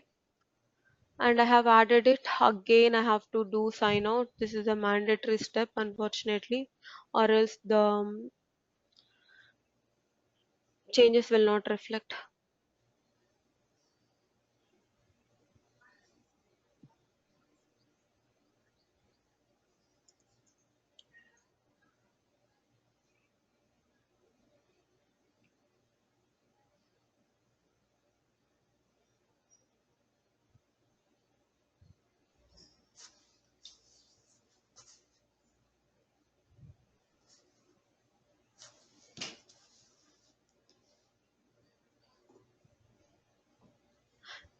If everyone has it, you guys also, I mean, if everyone are aware of this, please create a trial account. From tomorrow onwards, maybe we can see some scenarios, a simple eye flows, so that side by side we can also practice. Okay. I'll just give walkthrough tomorrow. What are the palette functions we have? I mean, if we know what are the palette functions we have, if we get an idea, I mean, if we get a requirement, we'll have a fair idea whether we can do it or not. So at least is it achievable or not, we will know it. So we'll have a walkthrough tomorrow on the entire palette functions, whatever we have in CI. Okay. Okay, perfect. Trial account, instances and subscription, integration suite.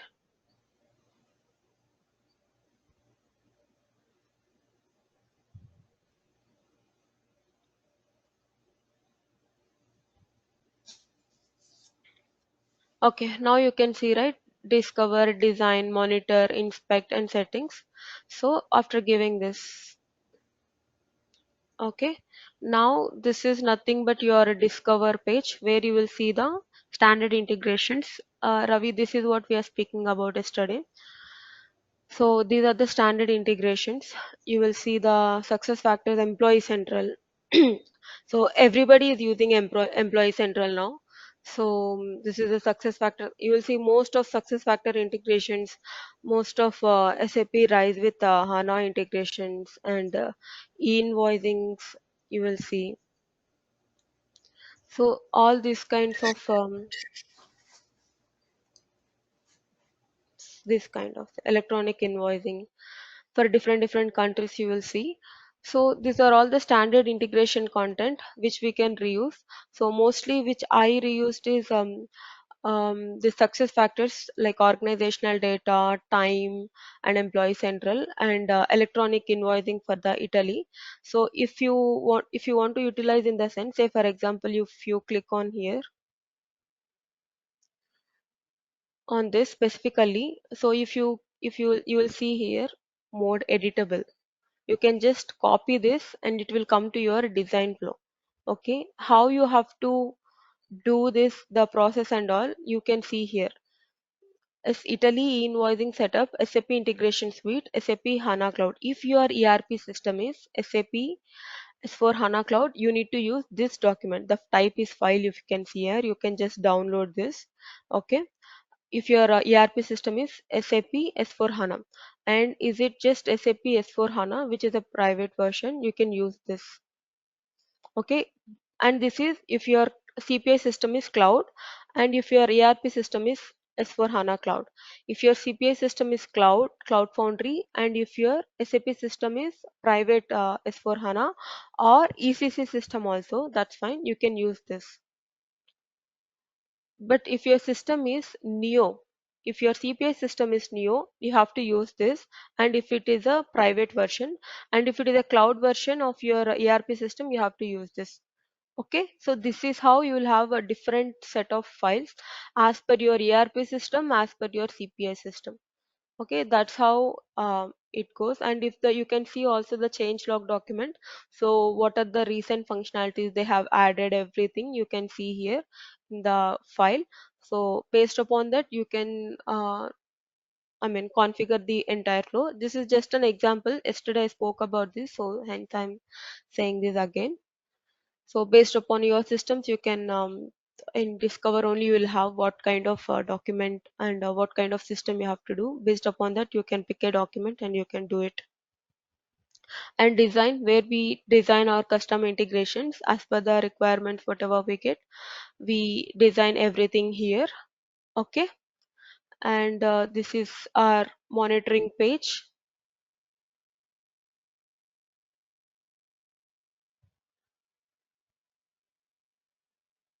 I have one question. Yes. When you say can download the files, this will be stored in our system, in the laptop. Sorry, Oscar, can come again? Integrations. You show us several standard integration there, right? Like the Okay, here. electronic invoice, Italy electronic Huh, invoice. So you mentioned okay. something that we can download, right? Or copy. We can download. Yeah, wait, I'll show you this. I'm just clicking copy here. Yeah. Okay. So it's a discover. Where I'm clicking copies, it's a discover. Discover means where you will find the standard content. Okay. From the SAP. If you can see now, the package is copied. Once your package is copied, it will come to your design here. Okay. So it will come here. What I was trying to say here is these are your artifacts. Mm-hmm. Okay. So Okay. these are your artifacts. In order to configure this, so if you click on anything, Italy send invoice, if you are sending your invoice to government authorities, so if you click on here,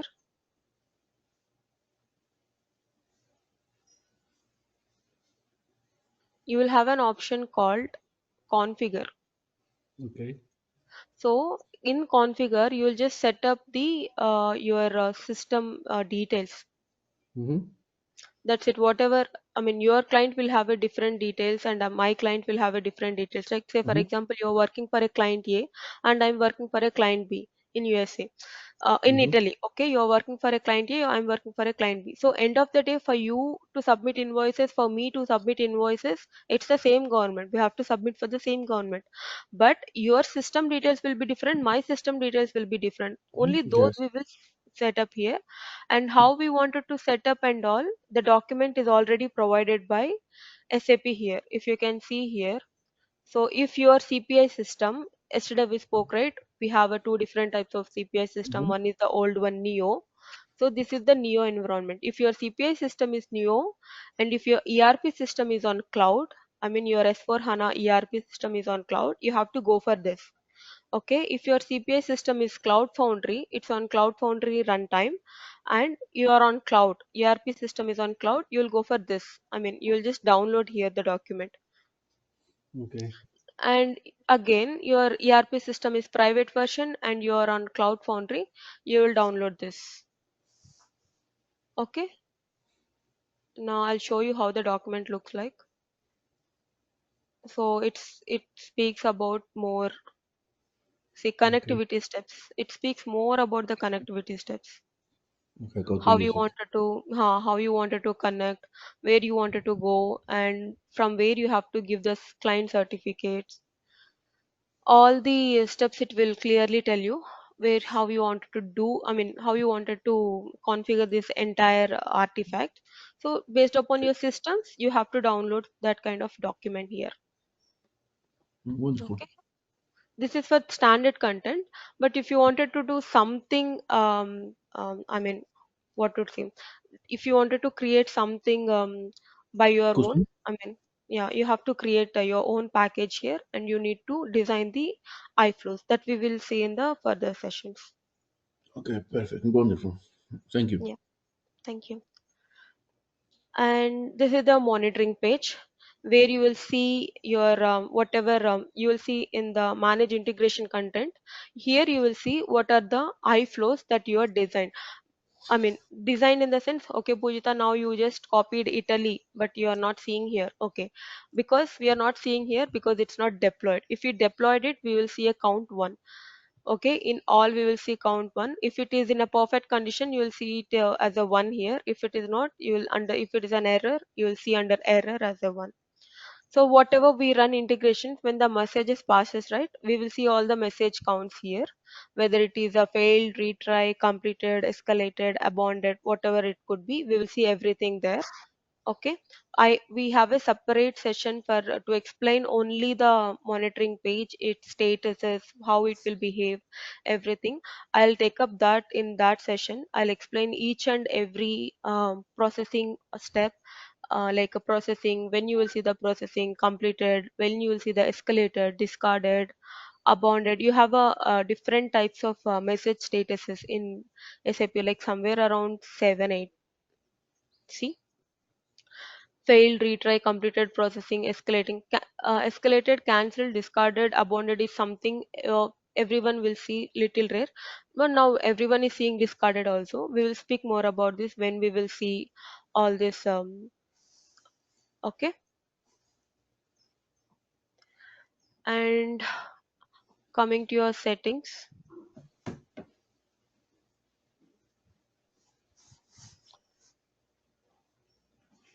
it's by default it will be connected to your cloud integration, and you can see the what is the version here.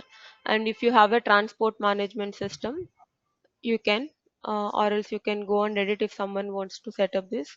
We are using transport management system, and you need to check, I mean, we cannot find anything because we don't have any destination, anything. We don't have a cloud ALM, so it will give an error obviously.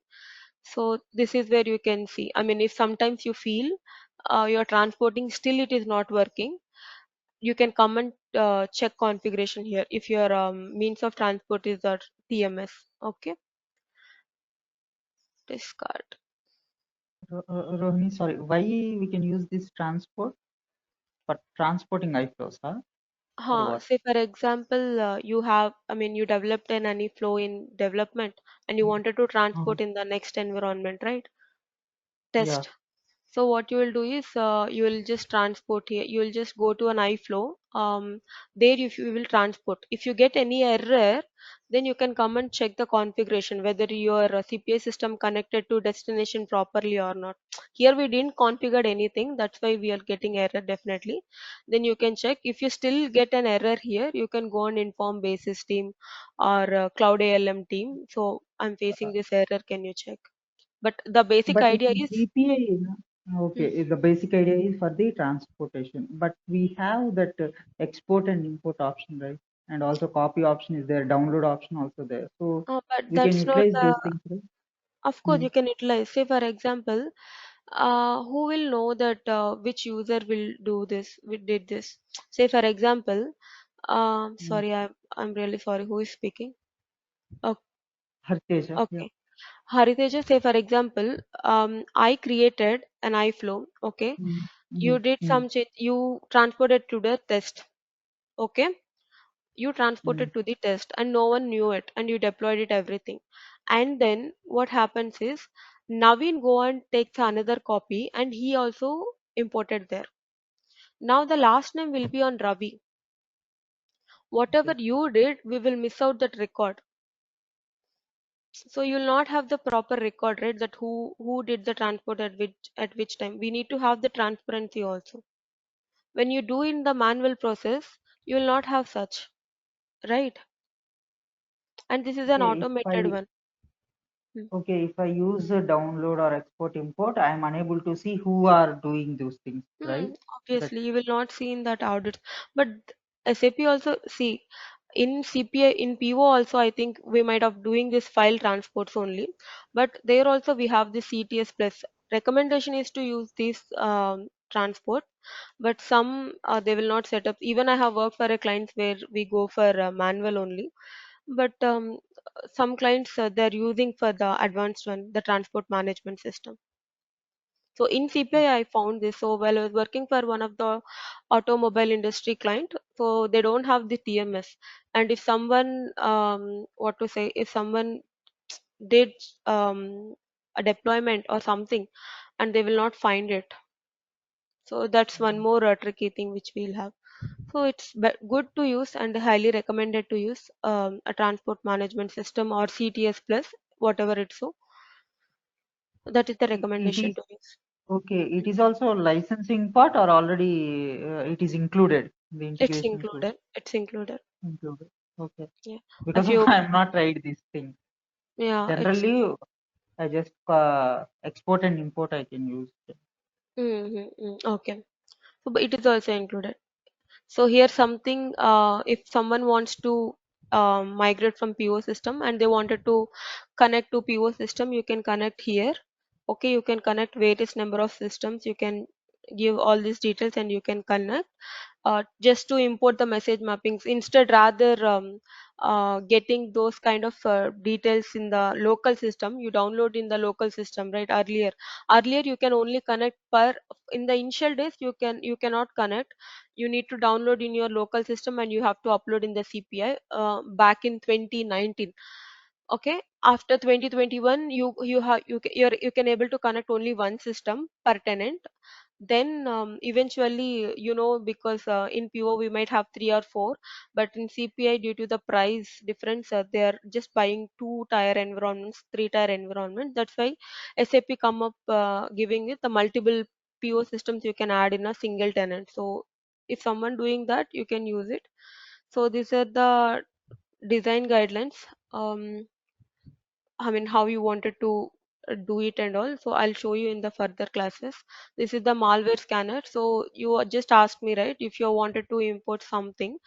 So there are chances that there would be a malware also. So you need to, recommendation is they will ask you to check this box and try to import, and it will check is it something malware is there or what in that integration flow or whatever it could be.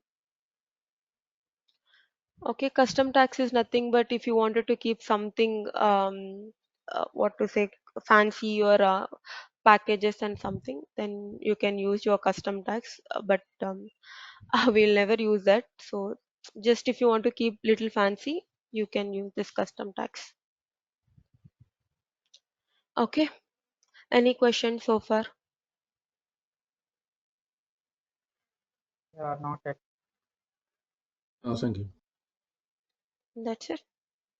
Bala, Ravi, Balaji. Yeah, no, no, no. Okay, I'm Ravi. good. I'm good. Okay. Okay, Askar, Balaji, Hariteja. I am fine, thank you. Thank you for asking. Okay. Okay, So so Rohini, yeah. like you said, right? Okay, you are available to take the session tomorrow morning. Okay. So if everyone is fine, we can have tomorrow then. Okay. Okay, Saturday, right? If it's up to Yeah, everyone, Saturday. I'm okay. Yeah. So Oscar, Ravi, Rohini, everyone this is is your fine first with that. class? What Yeah, is the today is the time? first class. Same It time will we'll be follow same. the same time? Yeah, same time. Yeah. Okay. Yeah, okay, fine. Naveen, Okay. we're going to get the videos and also additional documentation about this, right? Yeah. I'll add it. I'll add it, Oscar. All today I'll add it. Okay. I'm so sorry. Yesterday I got back-to-back calls. I couldn't add. Now I'll No, add no and I'll problem. update you. No problem, no problem. Okay, just asking. Thank you so much. If one thing, if anyone doesn't have their trial account, please create that. If you have a one small doubt also, because in CPI which I sum, even one small topic also holds a lot of value here. So that's why I'm asking. It could be a Mm-hmm. very silly doubt. That's fine. You can ask. So, oh yeah. Anyway, you are sending the recording, right? So based on that, we will add Oh, the okay, latest one. perfect. I think Naveen will take care of that because he is the Yes, organizer. yes, yes, yeah, Yeah, yeah. Yeah, sure. That's fine. yeah. Okay, if there is nothing, we will vibe. Okay. Okay, Yeah. thank you, Thanks. Rohini. Thanks. Thank you, Thank you so guys. much. Thank Good you. evening. Bye. See you tomorrow. Thank you.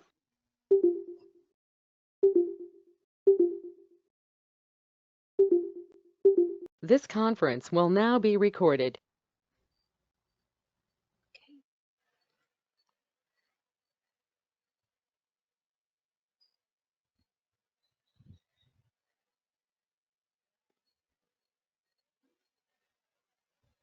Naveen, how about Ravi and Balaji? Yeah, our team is checking. Just 2 minutes, okay? Okay.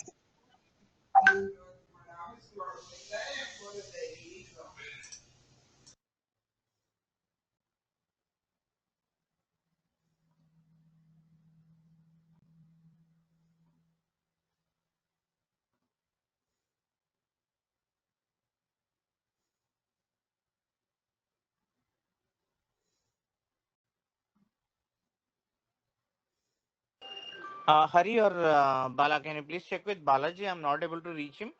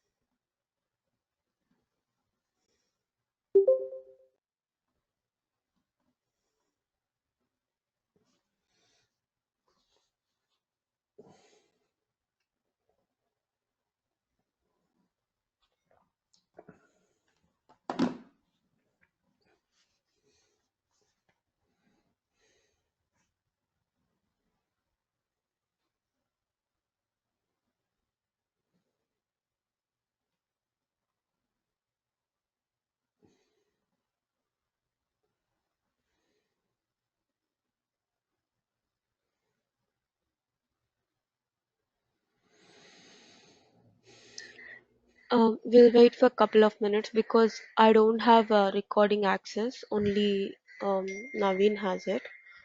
Okay. Yeah.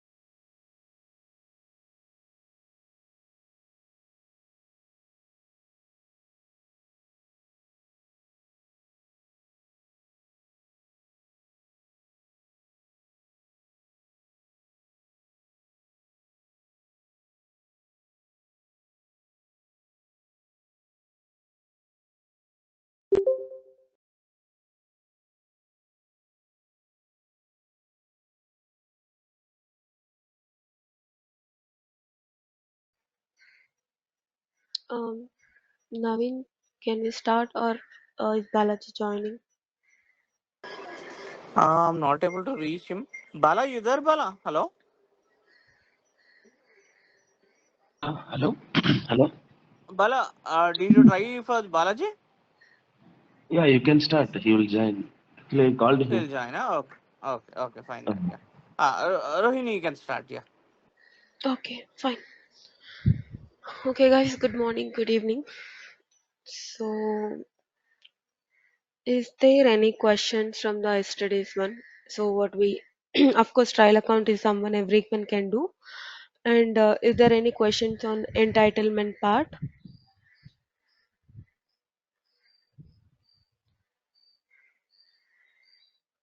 Okay, No from my side. okay. Considering no for everyone. Okay. Today, what we will do is today we will create a service case today first. This we will use for the further in whatever the development or designs we do. We will use this service keys. Whatever we today we did the service keys. Okay. I'll show you the three different types of service key. One we will use for the cloud integration, one we use for the API management, one we use for the event mesh. Event mesh part, I'll take it in the last. I'll show you the event mesh, the basic and advanced event mesh, and I'm currently working on the basic because it's something is paid advanced event mesh. I'm trying to check for the trial account for the Solace. If I get it, I'll show that too. Okay. Now currently, I'll just show you the service keys how we can create for the CI and API. Okay.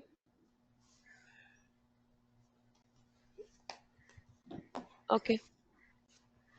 Okay. Now it's under integration again. So if you go to solution, you'll get integration here. Under integration, if you see SAP process integration runtime. So if you click on here, you will get an option called create. So when your service is process integration runtime, you will have two different plans here. So one is integration flow and another one is API. API plan is something that you will use this kind of this purely these client credentials for the APIM. But whereas for the integration flow, you use this plan specifically for CPI. Okay, we'll create both, but we need to create one on one. So we'll create first here, and our runtime is obviously the Cloud Foundry, and the space is dev, and the instance name you can give any kind of name. I will give. I'll give in this name CPI credentials. Okay, and I'll give next. Okay, this is something the role called ESB messaging dot send. So if you see in your roles and permissions, or if you see in HTTPS, you will HTTPS adapter, you will see this ESB messaging dot send as a common one, right? Because this is something like whatever I mean, this is a standard SAP role. If you wanted to have it for the additional, some people, even I saw some projects create their own user role, like even we can create our own user roles, and they even include such. Generally it is not recommended to have a user, I mean your own custom roles, but whatever SAP gave, it's fine to go with. So these are the roles. If you wanted to have, you can add the additional roles. But only one US based project did that, and it will completely mess the project. So if your client is asking, will go for a something role, prefer to go with the ESP messaging dot send rather than using some custom roles. They used custom roles for each and every flow. They used to have um, client certificate authentication based iFlows many. So what they did is for every iFlow they used a different custom rule, so which is highly confusing. So rather than we can use the same one, and that way SAP provided one, so that is best way to go.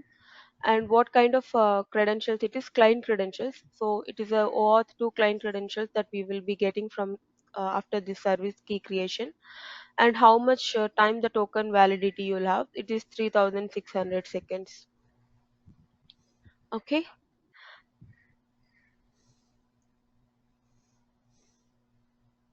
So now my instance will get created. Okay, here is my instance.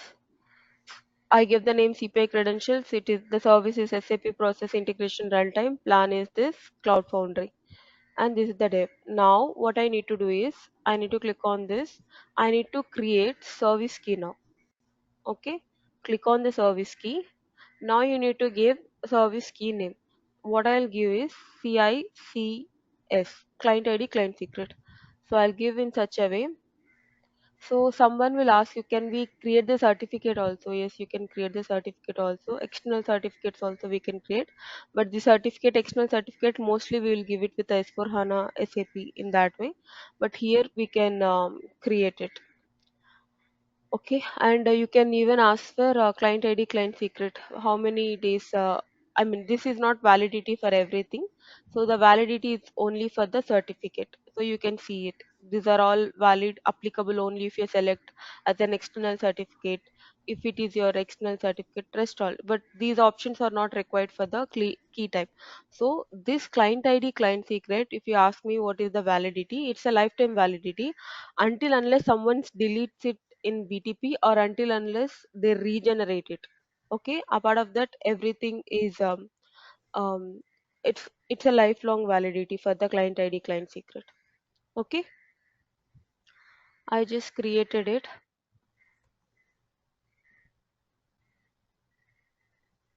Okay. By the meantime, can I ask you a question? Like, how, if it is basic credentials, so someone we will try to use the basic credentials to connect the CPI, right?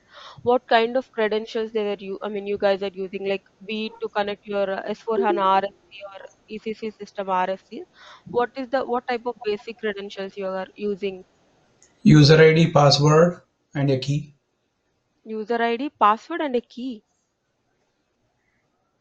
Those are the basic credentials, right? Basic credentials, user and password, but like yes, user ID, password. You are saying, Ravi. Yeah, Okay, have you, I mean, when the last it was used? I I mean, don't.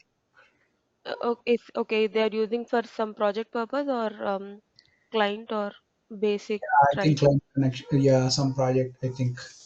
Okay, so I'll tell you a thing here. So if this S user and ID password, so similar like which I have. So here I have the P user and password. Similarly, in a client, in your client system, we will have S user ID and password. If they have the SU, the universal ID and all.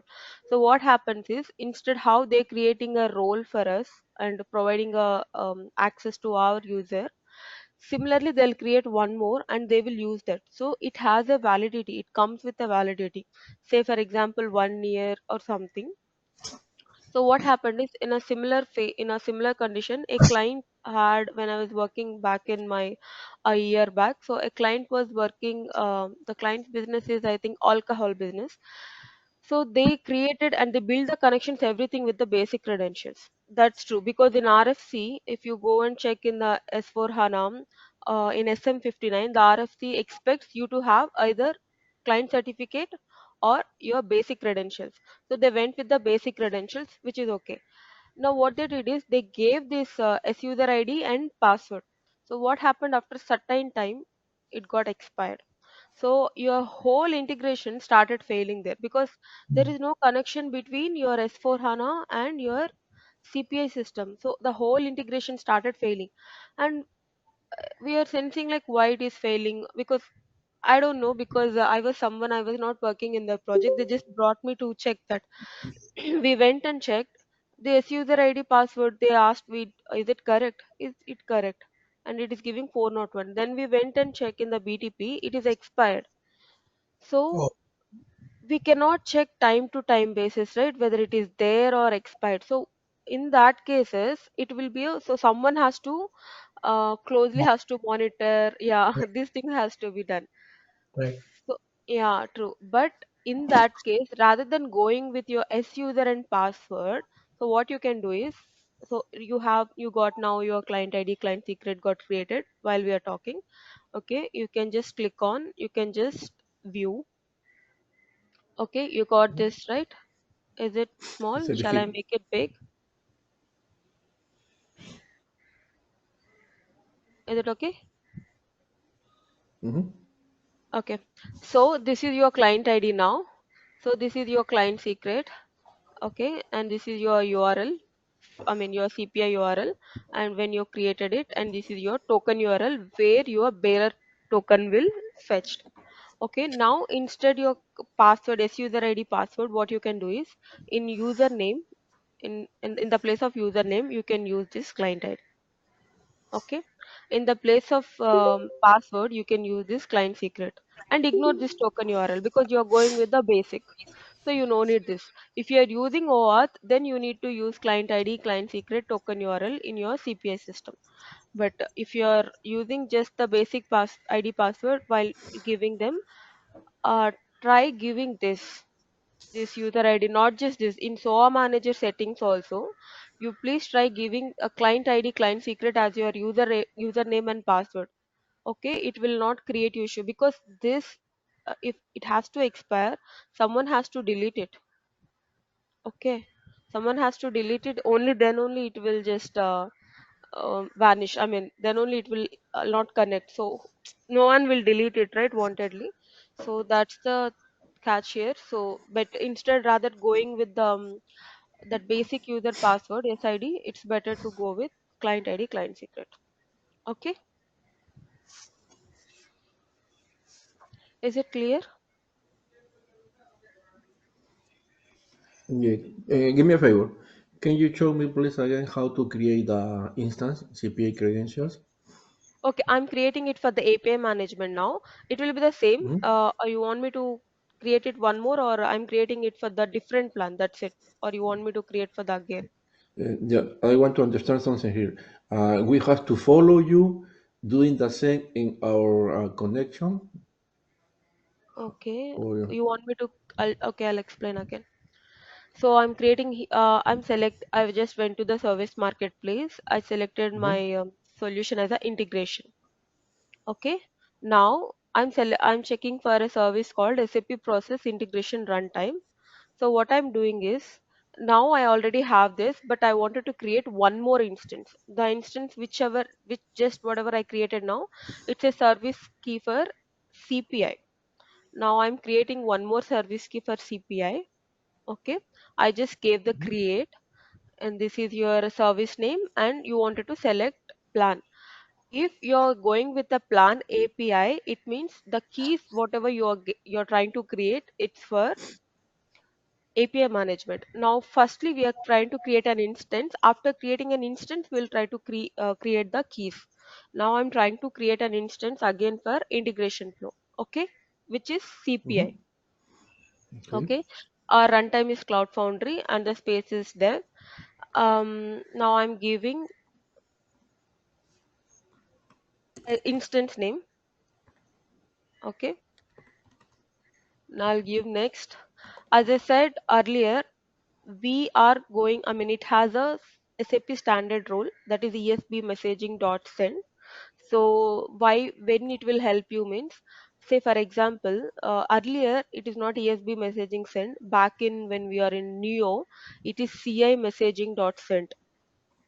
Okay, so we generally hit from the postman, right, for CPI Mhm. Yeah. during that time. Yeah, so in order to get the request from the postman or any external system, you need to have this role, else your request will not come to CPI. That is the reason we have this ESP messaging dot send. Okay, and Mhm. the type of credentials we are going to create is client credentials, and the validity of the token would be 3600 seconds. Okay, I'm just going, I'll just create. So whatever so far we did, this is just an instance creation. Once your instance got created, then your, so this is the instance we created. If you can see, it is all the same except the name.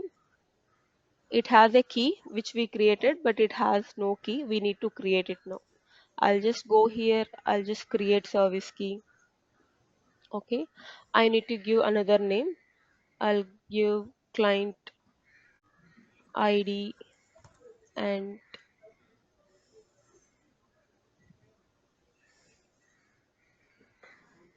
client ID and secret I gave.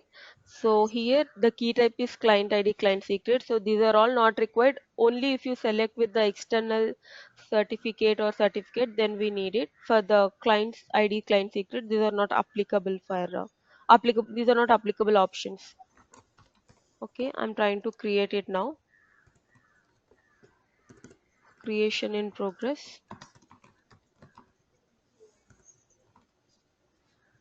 Okay, now you can see your here. You can just view it. Is it visible? Mhm. Yeah. Okay. So this is Do how you you create. Yeah. sorry? Do you put something in external certificate? No, right? It's blank. No, we didn't put any external certification. External Okay. certification, if you wanted to put, like if Mhm. you wanted to give BTP certificate to any of your third party system, if they are going with the generally what we say, Okay. um, Client ID and secret certificate as base a. is the Okay, one. hold on. Rohini, sorry. So I try to follow you. Okay, I doing the same you are doing Hmm. because we are not able to reach the videos. So I try to follow you. So it's a client ID and secret, and then we are going to create it, right? Hmm. Hmm. Correct. Are you okay with this? Shall I go for the next one? We are going to create additional instance. Yeah, we are going to create one more instance. That's for API. The plan is Okay. different. Okay. It's a similar fashion. I'll just quickly create it. For integration also, right? Yeah, integration. You need to go for the solution integration again. SAP Mhm. process integration runtime. Create. Now your plan will be API rather than integration flow. That's the only difference. The rest will be the same. So Okay. can I ask you a question here? Yes, yes. Why are we creating this just to create the integrations? We need a service key. Is that something you're doing, or Yes, yes, because we will use this for the authentication. oh, authentication purposes, right? These are the Authentication. authentication. Yes.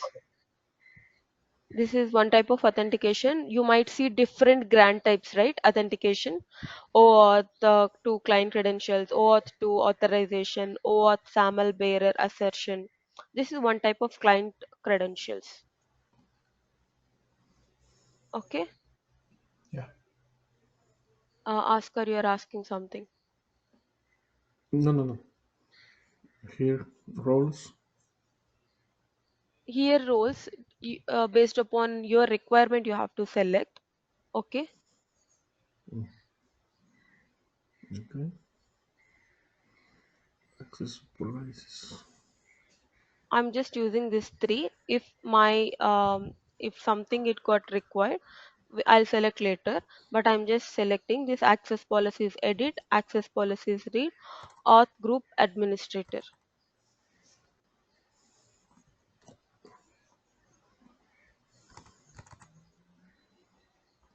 and the token validity is 43,200 because the APIM we will have the token valid for I think around 30 minutes. 30 minutes it will be valid. I'll give next. Create. I'll just create the instance here, nothing else, just how we created for the CPI.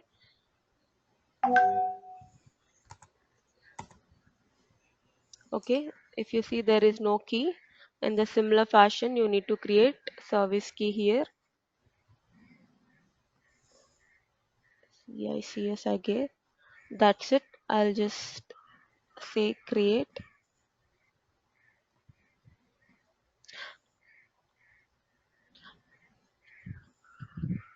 Now, recommendation is to go rather than with the certificate also, because only with the um, external like government parties we are going with the certificate. I agree, still we are there in the certificate based, but rest all they are going with the either with the key pairs or they are going with the OAuth to client credentials. So the recommendation is used to use the client credentials because it has the token generation. So every half an hour or 15 minutes you are getting the new token, right? So the old token is will be disappeared. So the recommendation is to go with the OAuth to client credentials. If someone is using the basic, that is also not good, but the recommendation is to go with this. But ultimately, that also works. Okay, all three are okay now. Shall I go for the next one? Can you show me, please, the name for the service key name? Service key name. You want to see the name? You can give any name. That's fine. It's not you wanted to give the same. It I just gave CICS. Yeah, but it's important to follow you because in other case I'm going to get confused, right? Okay, okay,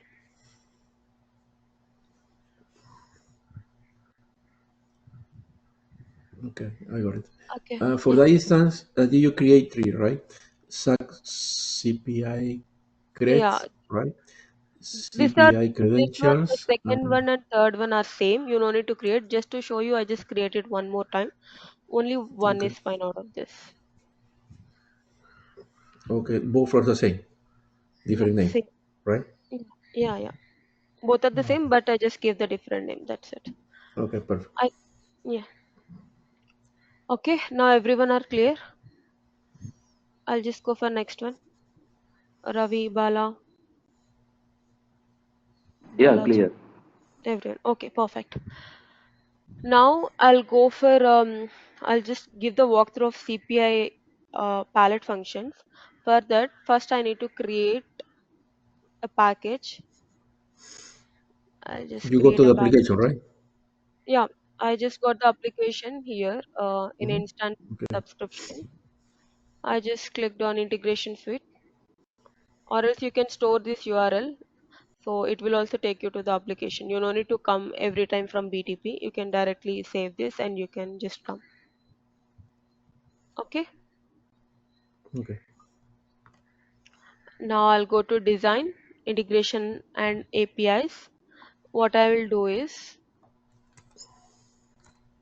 I'll create a package. I'll create, I'll just give a name. So whatever the name you give, it will automatically populate as a technical name.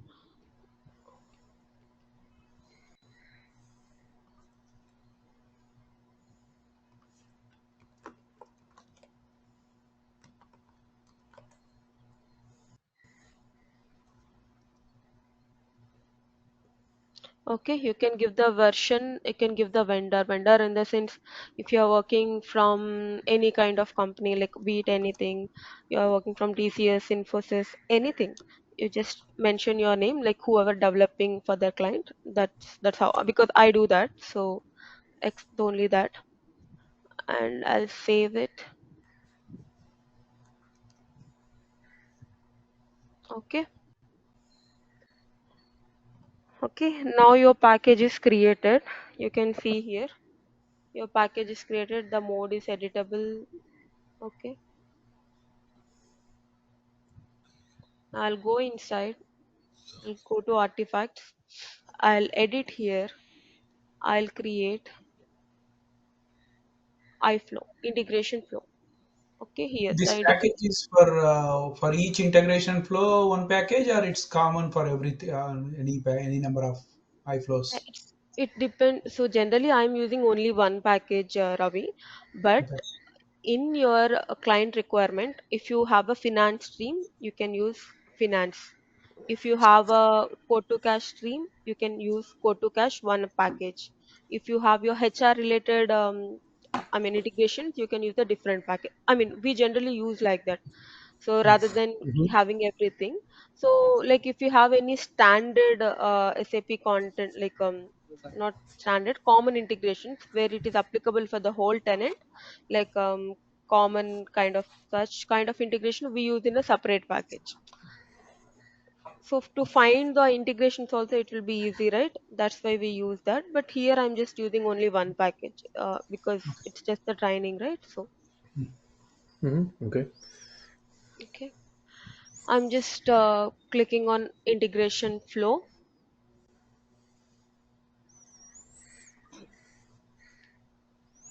Okay, here are two things, whether you can create an iFlow or whether you can upload an iFlow. Okay, you can just get that zip file and you can upload it. Hmm. Now I'm Okay. going to create a something. Okay,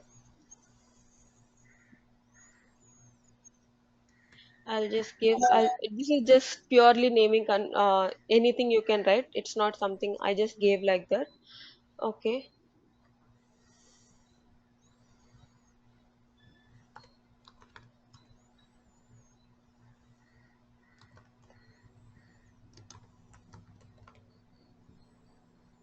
okay, and you can give the meaningful description. If in general, if you're working for a client, you give the meaningful description and your sender and receiver as well.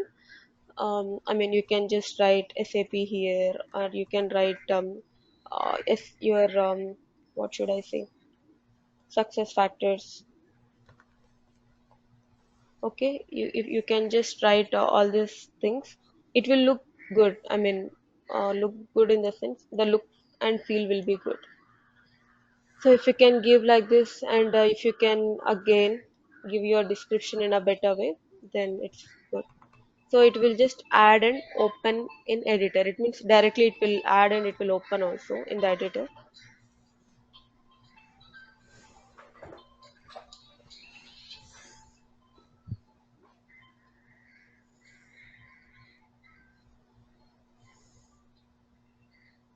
Okay. So once you created a new iFlow, this is how it looks. This is your sender box, this is your receiver box, this is your main iFlow, which is nothing but integration process, and this is your start message event, and this is your end message event. So in between your start message and end message, you need to write all your logic. And whereas your sender will be connected to your start and your receiver will be connected to your receiver. Okay. Now what I'll do is I'll just go through the edit. I'll just explain each and every palette function. Like first we will know. Say for example, if someone asks, படிக்க சொல்லி படிக்கிறதுக்கு arrange பண்ணிக்கிறாங்க training ஆஃபீஸ்ல இருந்து. Balaji, can you please go on mute?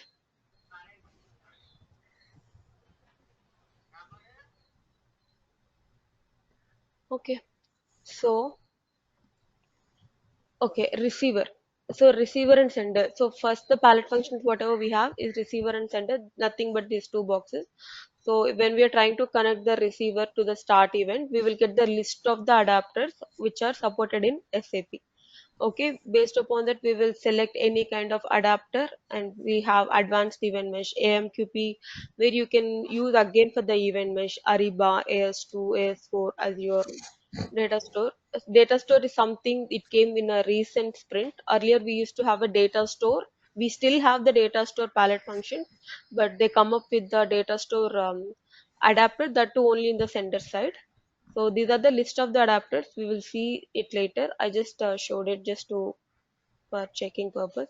And likewise, if you connect your end event, you will see again the list of adapters in your receiver side as well. Okay. Now we will check mostly upon exception process. So the next one is process, exception subprocess. So exception subprocess, where we can use it in the sense exception subprocess. Say for example, you wrote some logic from start to end. Like assume that there is some logic some palette functions you have used from between start to end, and if something got failed, okay, if something got failed, then we have to notify. Say for example, I'll just have couple of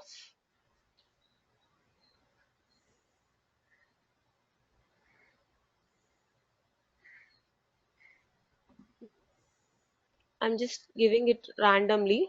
Okay. Hmm, okay, it is not connected.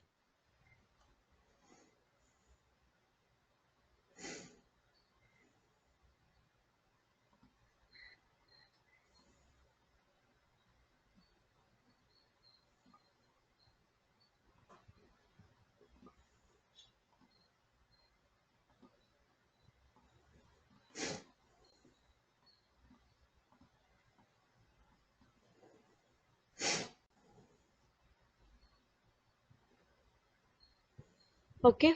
Say for example, this is my start of message where please assume that it has something in the content modifier, and whatever it is coming, it is converting the CSV data. It has the CSV data and is converting that CSV data into an XML data, and it is giving to some receiver. Say for example, if there is some issue while conversion, okay, it means it will fail here in CPI. So what we have to do is this exception subprocess immediately catches that error, and it will send to your respective stakeholders or whatever whomsoever it is. So that's why if in an integration process, and you cannot use this exception process outside, you need to use it whether it's in the integration process or in the local integration process. So you never cannot use this exception process outside. So I just selected.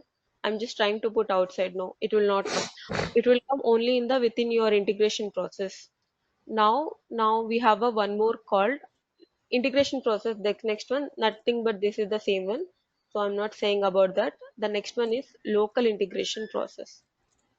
So this is something. Have you Have you guys aware of the function and subfunction?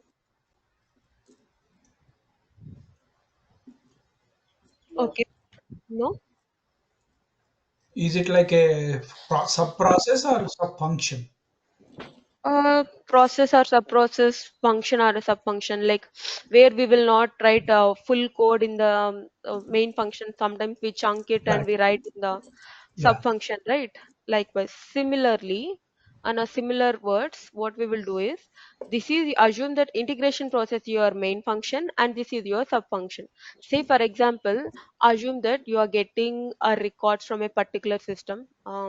Take an example of um, ours is ours is a Coca-Cola business. Okay, drink business. What we will do is we will have a many customers like retail customers, whomsoever it is.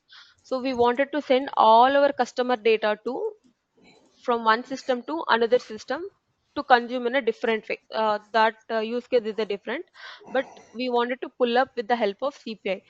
Can we pull everything at once? Like 2 lakh records can we pull even though we have a CPI? Can we pull? No, it's not possible. It will hit a massive performance hit. What we will do is, okay, we will have a pagination in the sense for for one set of records, I can pull like 5,000 records or 10,000 records. In that way we will write it. So what it happens, so it means that every time it needs to, okay, it needs to fetch 10,000 records. Again, it needs to go and fetch from 10,001 records to 20,000. So the loop has to run right until unless the condition has met. So in such condition, in such scenarios, what we will do is we will use this local integration process. If they need a looping, I mean, if they need a looping process, or if they need just one time it has to run, that's fine.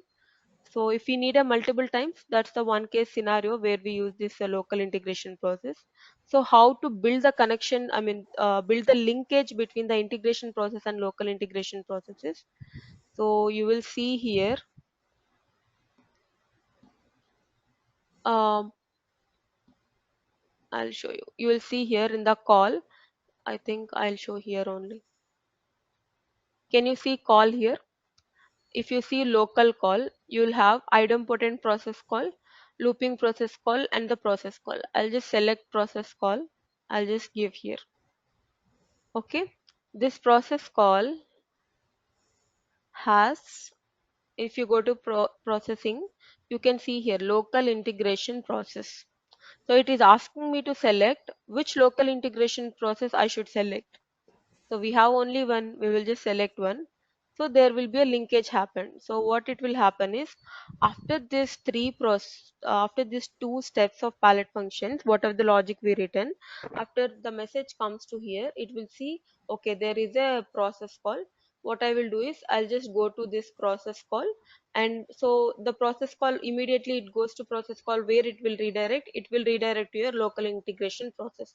So it will come to your local integration process and it will check if there is any conditions or any design. It will come and it will go to this end and again it will come to the end, because this is just the event end. This is the main message end. This is where you have your message has to be end. So we have given a exception sub process here. So is it, can we give it in the local integration process also? The sections? We gave an exception sub process in the integration process. Okay, Mm-hmm. we might think that okay, there might be some failures here. Can we give in a similar fashion, can we give exception sub process in local integration process also? You Yeah. should, right? Yeah. We can. Yeah, We should be able to, right? we should give because there are some situations where we will face a failures in local integration process as well. So that's why we have to give the exception sub process in local integration process also. Okay, there might be situation where it will fail here also. Okay, that's why we will give. So exception sub process is something we can give between um, integration process and local integration process. Apart of that, we cannot use it anywhere. Okay, is this okay? Okay, this is Yeah. about your exception sub process, integration process, Mhm. and local integration process. May I ask something? At the beginning, you said that we cannot use a section process, But I didn't catch for what reason. Exception subprocess we cannot use outside, I said, because exception subprocess is something that, so if there is any error is getting in a certain process, then only it will work. So it means, Oh, okay. yeah, so there is a process here, then we will have here. There is a Hmm? process here, then we will have here. But Yeah. outside, if there is no process, what is the point of having exception subprocess? Yeah, No sure. use, Yeah, right? I got it. Yeah, Yes, I got it. exactly. Thank you. Okay, yeah, thank you. Are we clear on these three now? Yes, for me it's clear. Okay. You can just say sub process. You need to select that process, or you can just add a sub process directly. This is your process call. It depends upon your requirement, Ravi. So this process call is just one time it will run. If you need a looping, what you'll do is you'll go for a call. 1 second, sorry. So this is your call. You'll go for a local call. Can you see looping process call? Uh-huh. Yeah. Yeah. If you just give here, so if you see, it means until unless you met the condition, it will still have a loop. Can you see here? Now Mm-hmm. have a looping condition expression. You need to give an expression here. If you can see here, you can write your expression in two ways. Example, XML. Can you see the tip note? Whatever it Excuse popped me? up. Can you see the tip note on my screen? Example of XML. Enter a expression to specify. Yeah, correct. Yeah, okay. Yes, I can see it. So you need to provide, so basically the expression types will be two, XML or non-XML. Non-XML is nothing but your camel expressions. Okay.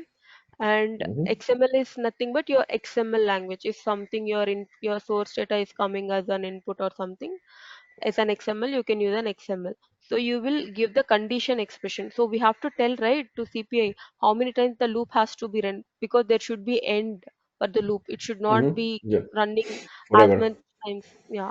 So if you need the looping process, I mean local integration process to run, Mm-hmm. we need to say, hey, you need to run until unless you met this condition. You need to run this. Okay. After the max iterations reached, you can either end the loop or throw the exception. Better we need to go for the end the loop. Okay. And you will select again here. So you have the same local integration process. You'll give here and you need to give the condition expression. What are the condition you have to give? Okay.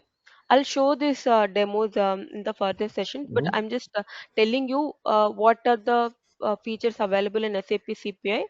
And if we have, I mean, if we have the fair idea like what we have in the CPI, so we will come to know, okay, this is possible in CPI. We need to have Mm-hmm. a R&D session like how we can do and all. That's a secondary part. At least we should know what is achievable or not achievable with the SAP CPI. Okay. Okay. Uh, I have one question here. Do you have two blocks, right? So is it the integration process, and a separate block is the local integration process. We Yeah. have to do some connection, right? Yeah, we did the connection, right? See, in the Oh, process call, I went and I mhm. selected local integration process. If I click on this, it will come to here. Oh, perfect, perfect. I Yeah, miss that. yeah. Excellent. So this, yeah. And this one, looping process call, also the same thing. You will just go here. Mhm. I just use the same, but Yeah. this is how we there is a linkage between integration and local integration process call. Mm-hmm. So Okay. wonderful. Yeah. Yes, Aska, you're asking something. Yeah. No, no, no. I already asked. Thank you. Okay. So now we will go to the next one called events. There are different events, the end event, end message event, error end, error start. So you will have an end event and the start event. Error end event is something that we will use in the local integration process end. Can you see the same end? Mm-hmm. Okay. And sorry, events. End message is something that we use in the main integration process. Okay. And Your error end event. The name itself says it's an exception subprocess. Okay, we will use it in the exception subprocess error end event. You might ask me, hey Pujita, then why do we have end message here? So SAP by default gives you as an end message. But if you need it, if you give like this, even though your message failed, it will show you as a completed in the CPI. So during such situations, what we have to do is we need to use the error end event to get Mm-hmm. the right status of the message. I'll show you this also, what kind of difference you will have if you put the this end event and this end event. Mm-hmm. Okay, Good. but for time being, please assume that it's a error end event. Okay, where we use this only in exception subprocess. Okay, and then this is the error start event, which is nothing but this, and your escalation end event I'll tell you in the last. Okay, start event. Your start event is nothing but whatever you have in your local integration process, nothing but this. Your start message is nothing but your start message in your start message event in your integration process, and your terminate message and timer. Now I'll go back to the escalation end event. Escalation end event in the sense, say for example, rather than just if you wanted to have escalated as your message status, if something got failed and you wanted to escalate, what you will do is you will just escalate that message. You'll just connect instead of end, you'll just connect it to escalation end event. So you might have seen in the CPI statuses, message statuses like completed processing. Even did you anyone saw that message status called escalated? If you saw such, whenever you use an escalation end event, you will see that escalated. And coming to your our next one, terminate message. Say for example, I have a two conditions. So if I have two conditions, say for example, this year, I'll just get the full data of a SAP consulting guys. Okay, so what I'll do is, so I'll get these details from SAP system. So we'll just get the all the employees data. So what we wanted to do is, I need only all the promoted people list. Okay, I'll just have a filter or anything. I'll just filter everything. Or else maybe I'll just have a different way. So what of the rest of the messages will come, right? Apart of the promoted guys, what are the rest messages will have, right? I don't want it for the further processing. What I can do it, I can just terminate that message. You just terminate it, or you can use it in the end also. But if someone wants to terminate it directly, the message will be terminated in that way. But from the another branch, your promoted messages will go in another branch. So if you wanted to terminate a message, you will use this termination event.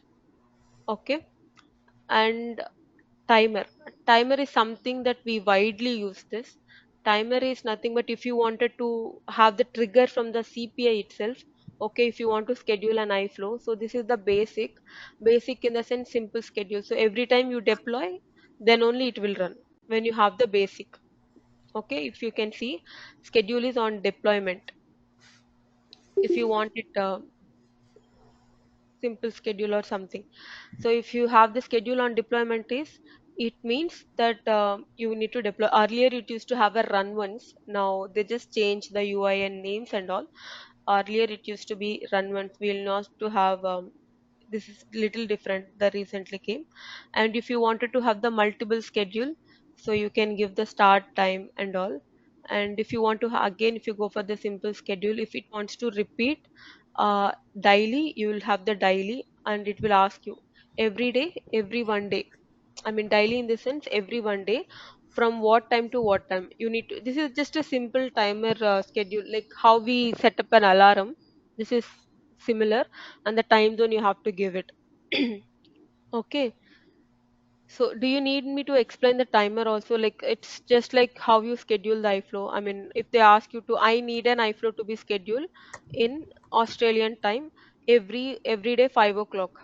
Okay, I need to schedule this in Indian Standard Time every morning 9 a.m.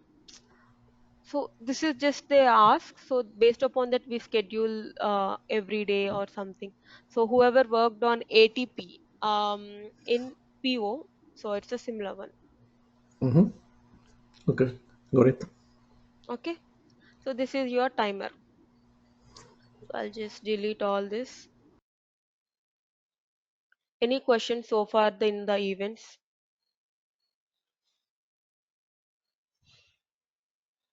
Maybe, maybe we can ask when we actually practice, but the scheduler Correct. is at the beginning, right? Usually, so Yes. you are moving here and there, so that doesn't mean the schedule is for the whole process, right? Schedule is for the whole process.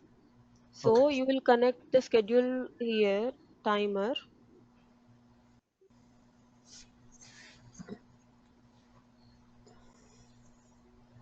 got it. So if you when you give the timer and when you set up the timer, it means it will start, and then everything automatically it will go everything, right? It's for Yeah, the yeah, whole process. yeah, got it. Okay. So it's So like a job. sorry. So there are a concept in SAP called as job. So we Oh, put the batch. the date, yes, the schedule, the timing, Yeah, right? Well, exactly. you're You very can. similar. Yeah. If I said in the PO terms, SAP PO terms, ATP. Mm-hmm. Yeah, you are right. In SAP, we have a batch jobs like where we schedule our ABAP code Mm-hmm. every day, just like we schedule it. Similar way Yes. we schedule here, Okay. but there the Okay. schedule Same is from concept. SAP. Exactly, exactly. Now you're just this is nothing but your arrow. Whatever you have, this is just that arrow, nothing else. And this is nothing but your to delete or something. This option. That's it. These two are just this connector, this arrow, and this is to delete. Mm-hmm. Okay. Okay, and this is here comes the message mapping. The key in the SAP CPI is not operation mapping and ID mapping. These were actually brought up for the what to say um, migration, but the key is message mapping. SAP itself recommends you to use message mapping first. How many of you guys are familiar with message mapping in SAP PO or here in the CPI a little bit? Oh, this is about the message that we are going to use in order to send a payload, something like that. Correct. To display something, right? It's like a just message. Yes. Okay.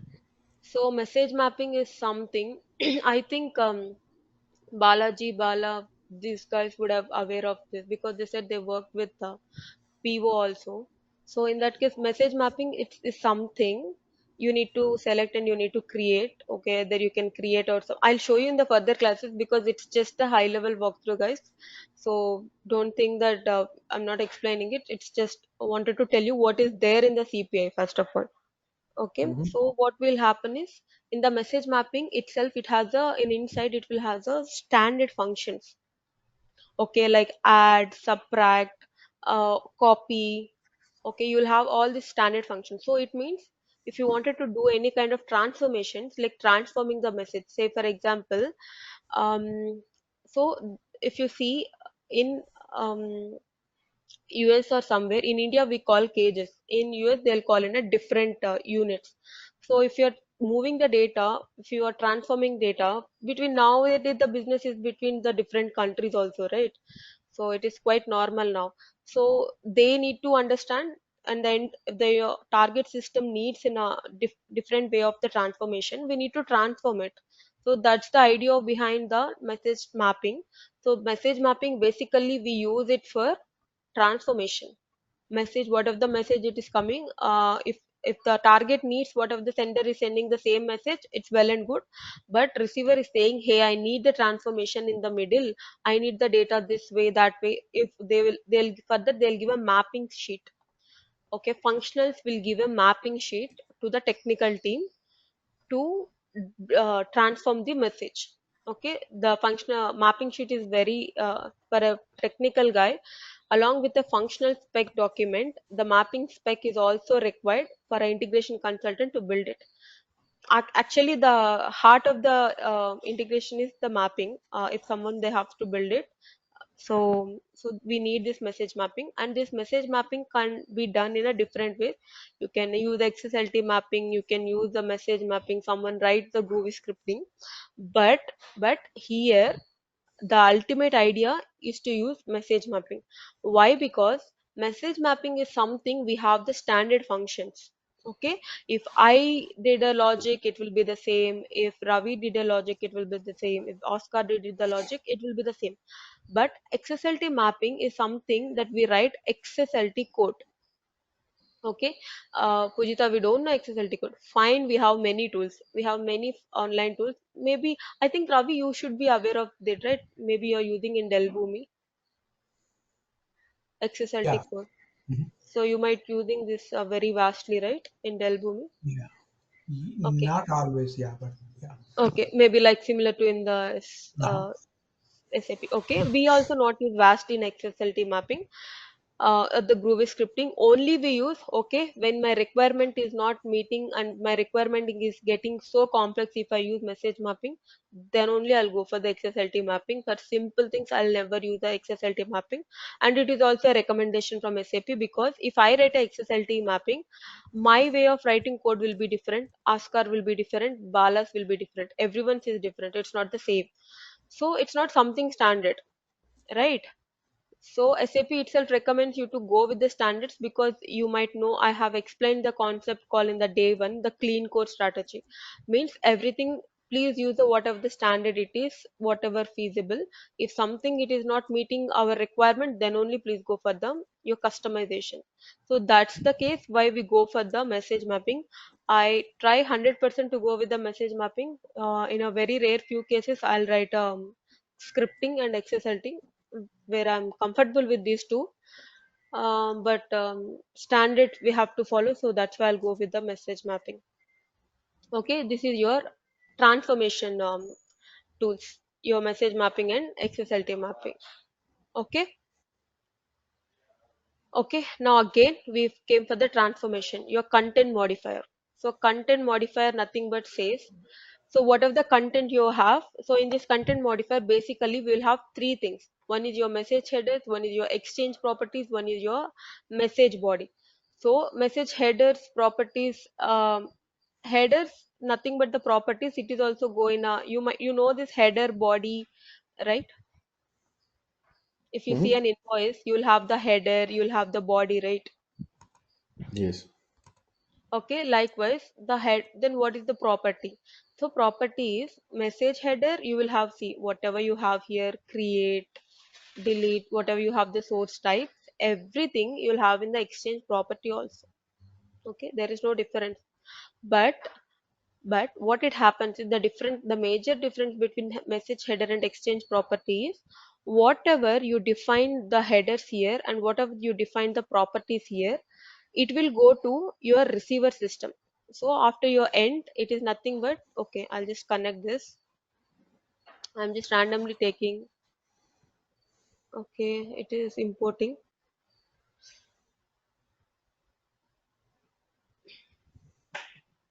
Okay, so now my end event is connected to a adapter, a receiver. Now what it happens is, in my content modifier, okay, what of the message headers that I defined here, okay, ABC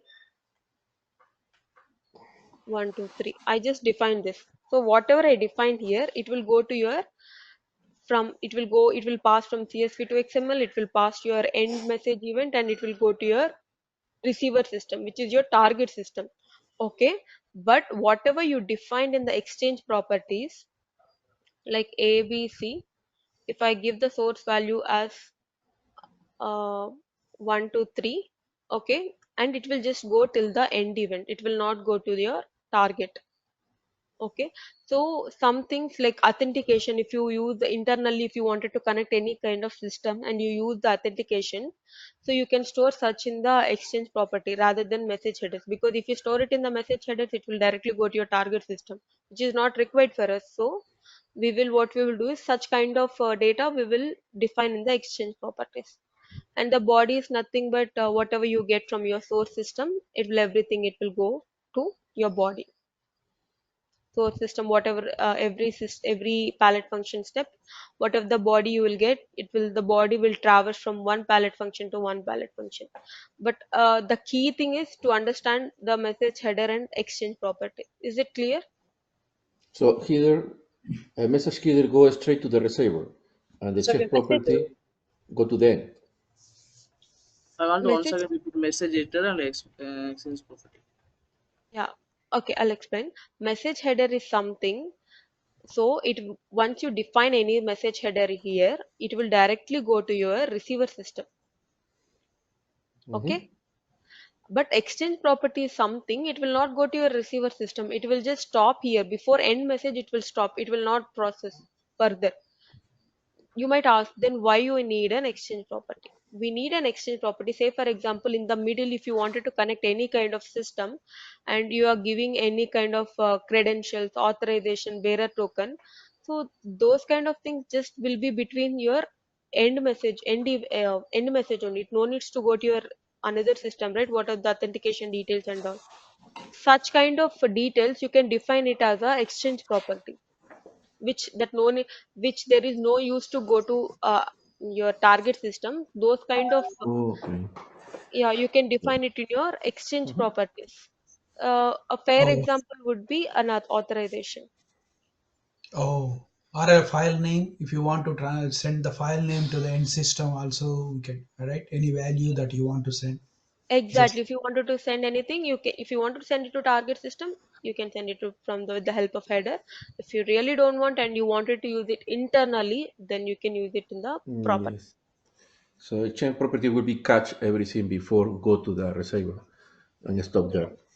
Yeah, exactly. It will stop there. If you just turn on the trace and if you check, you will not see all properties going to your receiver system. Good. Okay. I think we are already running the time, but is everyone okay? Shall I continue? Yeah, fine. Okay. Okay, perfect. So this is your content module. I'll just quickly go through everything, okay? Because anyway we'll have again the sessions. So we have the six types of converters. One is your CSV to XML, EDI to XML, JSON. So these are nothing but your message format. CSV is a one type of Mhm. message format. XML is one type of message format. EDI, but heavily we will use CSV to XML, JSON to XML, XML to CSV, XML to JSON. This EDI is something where we use very rarely. It's someone who has a very legacy systems, old systems, they will have this, Mhm. but not everyone uses this EDI to XML or XML to EDI. Okay, electronic data interchange. This EDI is nothing but. Mhm. Yeah. And Idols. yeah, okay, I will explain these converters also in the further coming. And this XML is something CPI can understand. If you are doing a message mapping, you need to give input as a XML only because it cannot understand any other language except XML. Okay, and decoder, you will have the base 64 decoder, and so far that I used honestly is just the base 64 decoder. Rest under everything didn't fall under my requirement, because of course we'll have many things here, but everything we will not use because our requirement might not be Mhm. around surrounding around that. But Yeah. I use this But base 6. the system is ready to do something else. Yeah, so that is your base 64 Mhm. decoder. There is an encoder also for this. I think it should be there. In the Where middle, is in the middle. Under AD extractor. Yeah, here the similar four encoders we will Mhm. have. We will see in the further classes. EDA extractor. Mhm. This is the filter. This is one more thing. This is very important, filter. So you're filtering the records. Filter is one of the mostly widely used palette function. Your message digest script. Script is something called Groovy scripting and Java scripting. If someone is comfortable with Java scripting, they can go with the Java scripting. But I am most of the CPA consultants are comfortable with the Groovy scripting. Now even in the market, they were asking you whether are you able to write the script. Mhm. Okay. I have one question. Mhm. Can you go to the converter, please? Open the converter. Converter. Yes, open, please. And here, you say we can only convert it from XML to something else, right? Yeah. because that's the understanding language of XSL mapping in the CPA. It Okay, can what understand. about the third one? Yeah. If you wanted to convert XML to XSL, whatever it could be, that you have to write your own logic. For that we didn't have the converter so far. So it is only three types: CSV, EDA, and JSON. These can be converted into XML, and XML can be converted into this. So it's all Oh, XML because I got it. I got it. I got it. Okay, perfect. yeah. Thank you. So the script is something that everyone is looking for, the Groovy scripting mostly. But if you're comfortable with the Java scripting, that's well and good. That's no problem. Instead, Groovy, you can write a Java scripting. And XML modifier is something that if you have anything in the XML modifier, like if you want to remove the declarations, earlier we need to do it manually. Now we have everything in the palette function way. So that also I'll speak in the Mhm. further sessions. Now coming to the routing part. So did I miss any? Okay, I missed the external calls. External calls is nothing but where you are trying to connect your another external systems and get the data, or you send the data. So content enricher is nothing but you will connect to a with the help of the request reply, and you will. So I'll just put the content enricher here. Okay, if you have the content enricher here, you will have two different types of algorithms. One is your combine, another one is enrich. So if you combine means, I'll show you this in an example. Combine means you will have a one source message, okay, one original message coming, and you will connect with the help of this content enricher.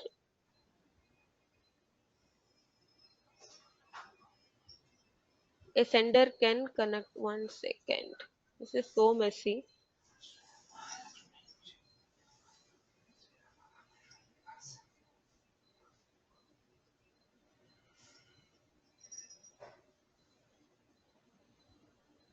It is not connecting. It will connect to the your receiver, then it will bring your the data. So what it will happen is, what of the previous message it is coming, and then the message where it is getting from another different external system, it will have two different algorithms. What it will do is combine. So combine in the sense, it will combine the message whatever it is getting from the this system to the original system. So it means you will have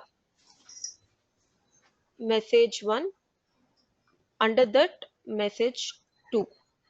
Okay, this is the way it combines. But if you use enrich, so what it will have the path of the node. It means from which place to. So from in the original message, you will have the original message, and you will have the lookup message. Lookup message is something where you got from the content enricher. So what it will, from which path you need to provide the location. Okay, from which location of the message that I need to combine this, I mean the enrich this message and make it as a single message. It will ask you that, and we will do it. Mostly we do it for the O data. I will show you those examples also. I mean, during the last sessions I will show the examples, because that is something client related data. I'll show with open O data example, but that's something I'll show in the end, the original iflows whatever there in the project. Okay, so this is how we have used this. And coming to the external calls, pole enrich is something where it supports only SFTP adapter. It will not support any other adapter. It only supports the SFTP adapter. So I mean, we can poll the SFTP and we can get the files or whatever it could be. And this pole enrich heavily supports only SFTP adapter. It will not support anything. Okay.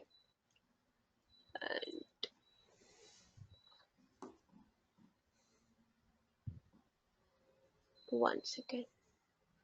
Okay, and request reply is nothing but our synchronous call, if can assume. So you are requesting, you are sending some request, and based upon that, it needs to get your response back. So in that case, we use this request reply. This is also a palette function. You will not have anything. It is just to connect your system. That's it. You'll just connect, and you will need to select the type of adapter, and based upon that, you need to get fetch the response back to your system. So that's how the request reply works. And and you have one more thing. So now I said request reply, right? You will have a request and you will get you will need a response also back. But this is something called send. You will send something and you will not expect anything in return. Okay, you will send something and you will not expect any response back from that. Say for example, we widely use this send in the exception sub process. So we use this send and we will send it to the mail adapter. That's it. We will not. So after sending an exception, we will expect for any response. No, right? In such scenarios, we will use this send palette function. So these are the four different types of external calls we have so far. So it means it is connecting to all the four different systems. It is connecting to four different external calls. Why I call is you are not connecting this palette functions internally in the CPI, right? Definitely you need some or the other system to connect for this. That's why we call it as a external call. Okay, is it okay? Yes. Yeah, if And I have a question, maybe it's too advanced at this moment. If let's say I have to make a connector call to your mm, database to query something, is that again a internal? Do you have a connector call or something? you wanted to connect to your database. Oh, Query, some query. no, you can. We have. You can connect. You don't need to connect with this. The with the help of content enrichment. Uh-huh. Content enricher. What you can do is you can have this request reply. Maybe I'll Oh, show you.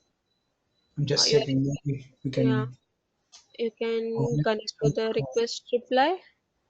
Okay, Got it. and give it to here. And now you select what is the adapter you need. Got it. I think it would be JDBC. So this is JDBC is nothing but the database where we connect. So we'll have different types of databases. So based upon that, you will connect. So you are giving some request. You wanted to query it everything. So you do it like this way.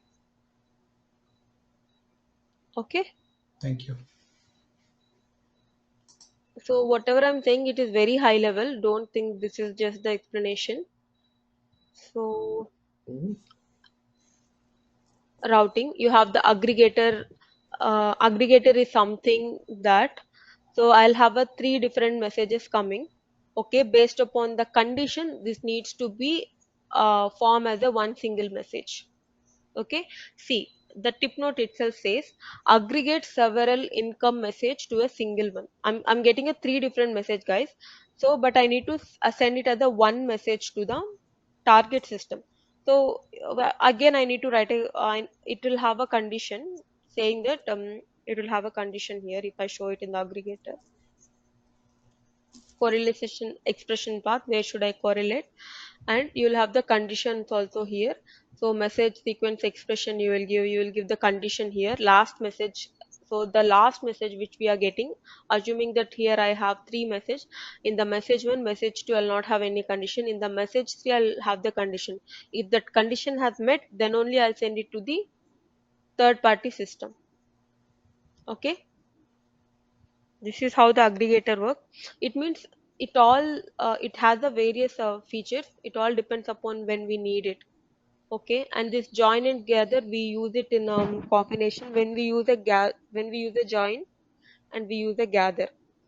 Okay, and this is the multicast. So multicast in the sense parallel multicast, we have sequential multicast, we have, I mean, where we wanted to send the sequential data, means you send from this the data to first this target system. After then it is successful, then only you come to the second the sequence. So it will be in a sequence way.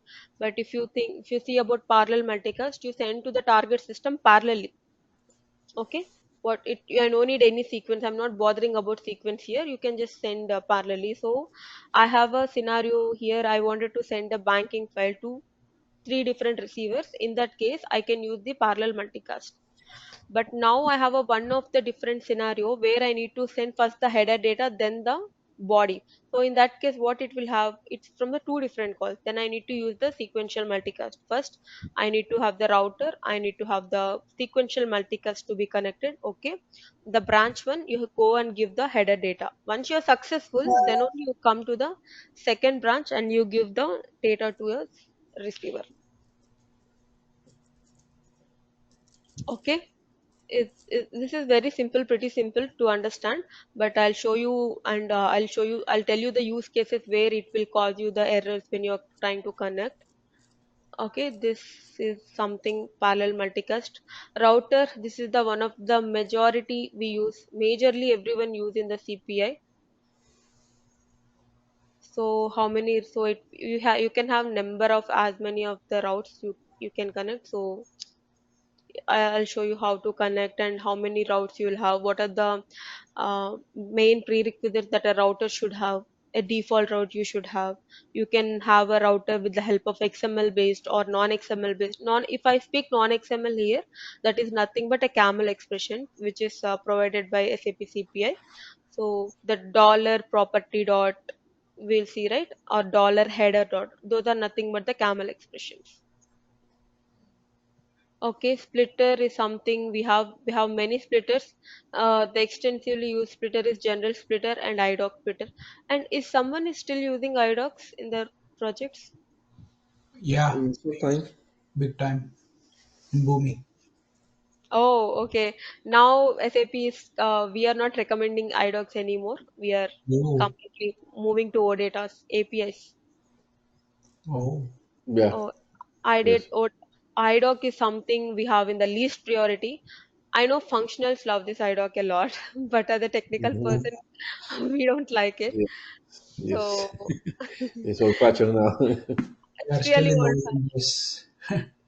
It's very old fashioned now. So we will say, okay, let's go with that. So only way that I use everything, I'll go with the OData. That's the latest and greatest in SAP world now.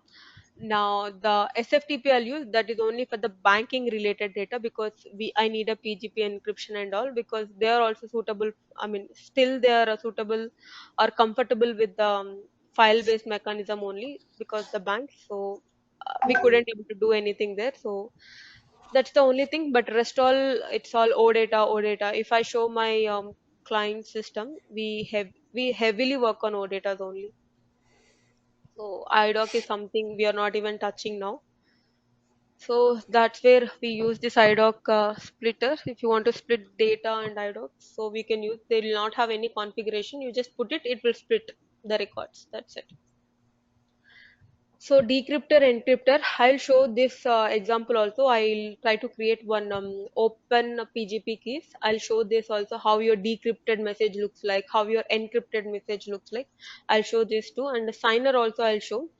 Simple signer I'll show. XML digital signer, for these are all I need a paid tool. So that's one thing, but I'll explain the logic behind that. But I'll try whatever I can show in the trial account, because rest is the paid, or we need a basis consultant guys everything, so which is not possible.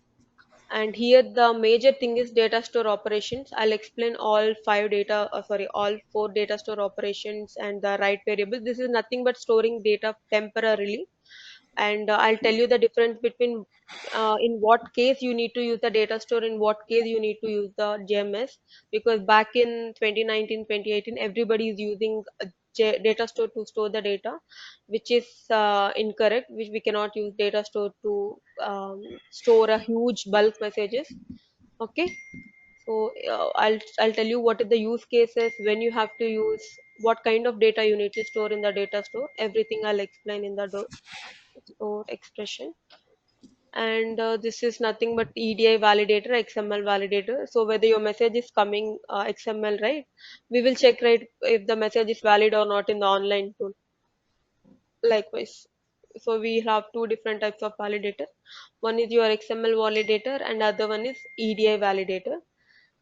I have not used so far, but I'll show the example in the trial basis, because something will not use usually, right? So but I'll still show. Hey, one quick question. Sorry to interrupt. No problem. When you click on something, there's a palette, right? Opening XML validator in the bottom. You see that blue line thing, the one. How are you closing that? Maybe This it's one a bit. Yeah. How do you close completely? you have here. See, you can Oh, come like that's this. that's minimizing, right? Is it completely closing the corner one? I don't. You just need to pull down. That's it. It will not go anywhere, because we Yeah. need. can't close it then. You're only minimizing or That's it. oh, okay. I tried to close, I couldn't close, so I thought, okay, that's all you can do. SAP didn't give that feature for us so far. If it gives, we can use it. Whenever you, yeah, whatever you click on the current one, it will pop up, but you Correct. still only to minimize. Okay. If I click on local, it will come the local. So if I Yeah. click on Mhm. outside, it will come this. Yes, because we need a bogart, right? Because Yeah, this environment is a visual, right, or graphic. So in order to see the properties, we need a different window. So SAP put this and hide it, right? So we can work and get all the properties there. It's very Right. nice. true. So that's it. And I have one more feature called simulation. This simulation I will tell you when we are working, because now we cannot run this simulation. Hmm. So simulation is something that for a certain part of integration, if you wanted to simulate and check how your design is behaving, that's where you check the simulation. Now I Wow. cannot show this because we haven't designed it anything. So that's how it works. Okay, so Nice. internally you can just check. Okay, and there are some palette functions which will not what to say, which don't doesn't have the feasibility to use the simulation also, like message mapping, because it has its own simulation in the inside, and the simulation something cannot connect to the external systems.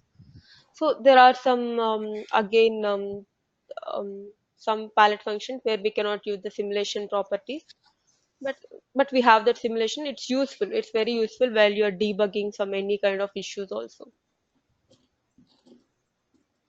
Okay. Hmm. Okay, any Can questions you, so far? Yeah, yeah. yes, can you open please the queue where is the persistences? You want the persistence? Okay. Yeah, because we have three there. There's like the store operation, persist, You and want by variables. persistence or in data store? Uh, data store. Oh, okay, You data want store operation. Data store it? operation, right? Okay. Link. Which So one?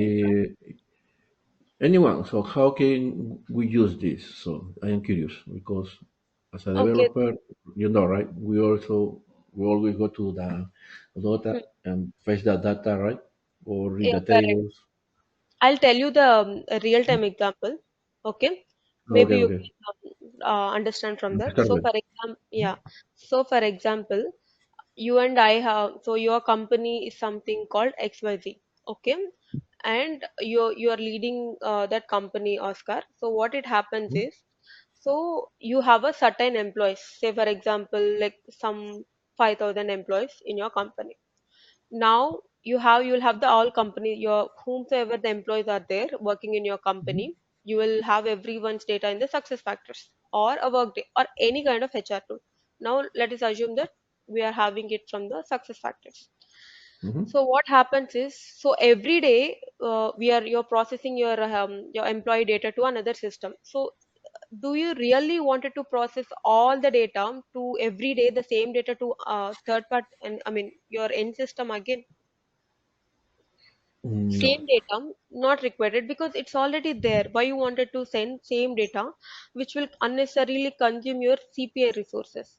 So what you will do is, say for example, today, till yesterday, okay, it's 5,000. Today, Ravi joined. He is your new employee. Okay, that's something new record. And today I changed my home address. Something, it's a new. So what it will happen is, you have a concept called delta. Mm-hmm. So what it means, you need to store your last run date. So it means you will store whenever your CPI has run your last run, that date and timestamp you will store it here. Okay, with the help of write operation in data stores, write operation you have, right? With the help of that, you will Mm-hmm. store it here. You will write it in the CPI.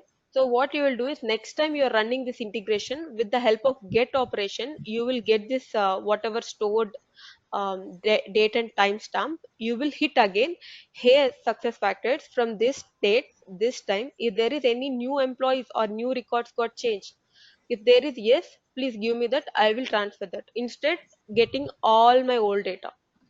Mm-hmm. Wonderful. Understand? Yes, yes. Nice. Yeah. So it is something like you're just trying to. So you're just now. What did you store in the write and get operation? Just a simple date, right? A simple Mm-hmm. date you stored it, because in data stores you cannot store huge data here.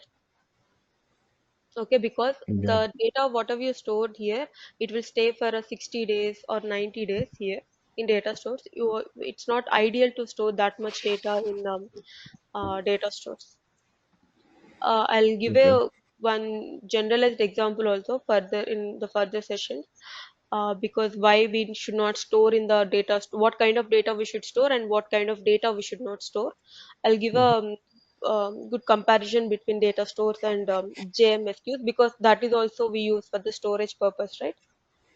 So Yeah. that's I think this bit example cleared you why at Mm. least the business cases why you use these data stores. Okay. Yeah. Thank you. Wonderful. Yeah. Okay. Perfect. Any questions? No from my side. Okay. Thank you. Balaji, Bala, Ravi, Oh, Haritej. I'm good. Okay. Balaji, Bala, Hariteja, are you guys okay?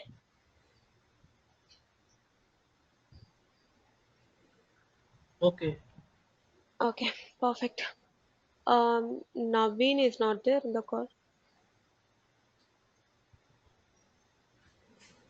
Okay, okay, guys.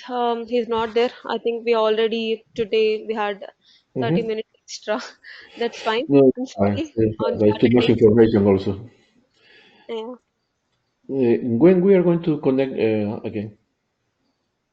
I mean, tomorrow I'm not sure. I'll just ask. I mean, if you guys are okay, we'll connect. It's up to you guys. Uh, We, No, no, no, no. Monday is best. Monday, right? okay. Yeah, Monday should be Sunday better. night. So that means Yes. Sunday evening, right, for us? Sunday evening for Askar and Ravi. For For us, will be Sunday evening. yeah, So for it can. you, Monday morning is Sunday for us, right?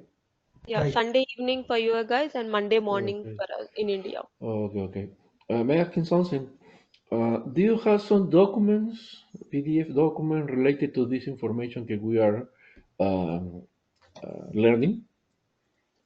I generally don't have the documents. Maybe Naveen has something. Maybe he will share, Hmm? because I generally basically work on system only the most. But Oh, okay, okay.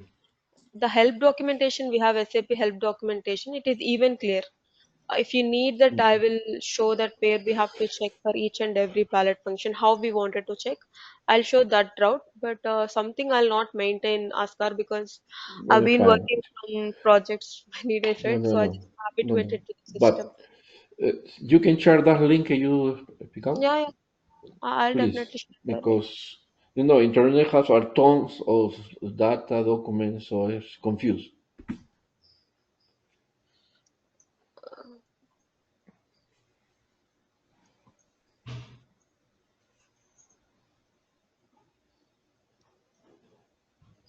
So this is the document which I'm speaking about.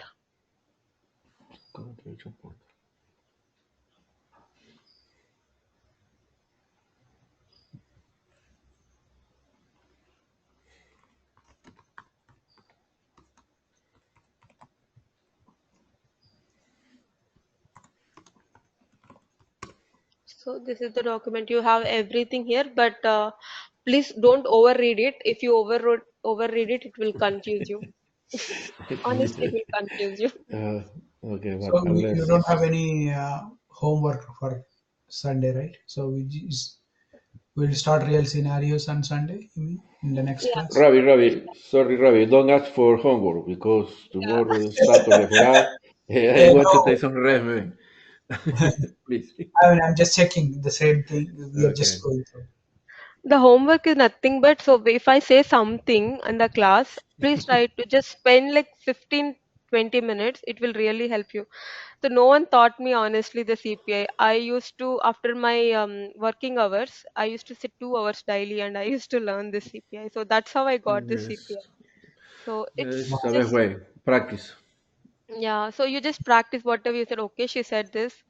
Let's see something beyond this. So if we can find something, if we can ask. So that way only it makes us better in the skill. Okay, And please. yeah, can you Naveen? Can you ask Naveen to put this video in the I'll inform him. I'll yeah inform him on the chat. in the ExpertSoft website, whatever. Okay, I'll inform him to provide the recordings.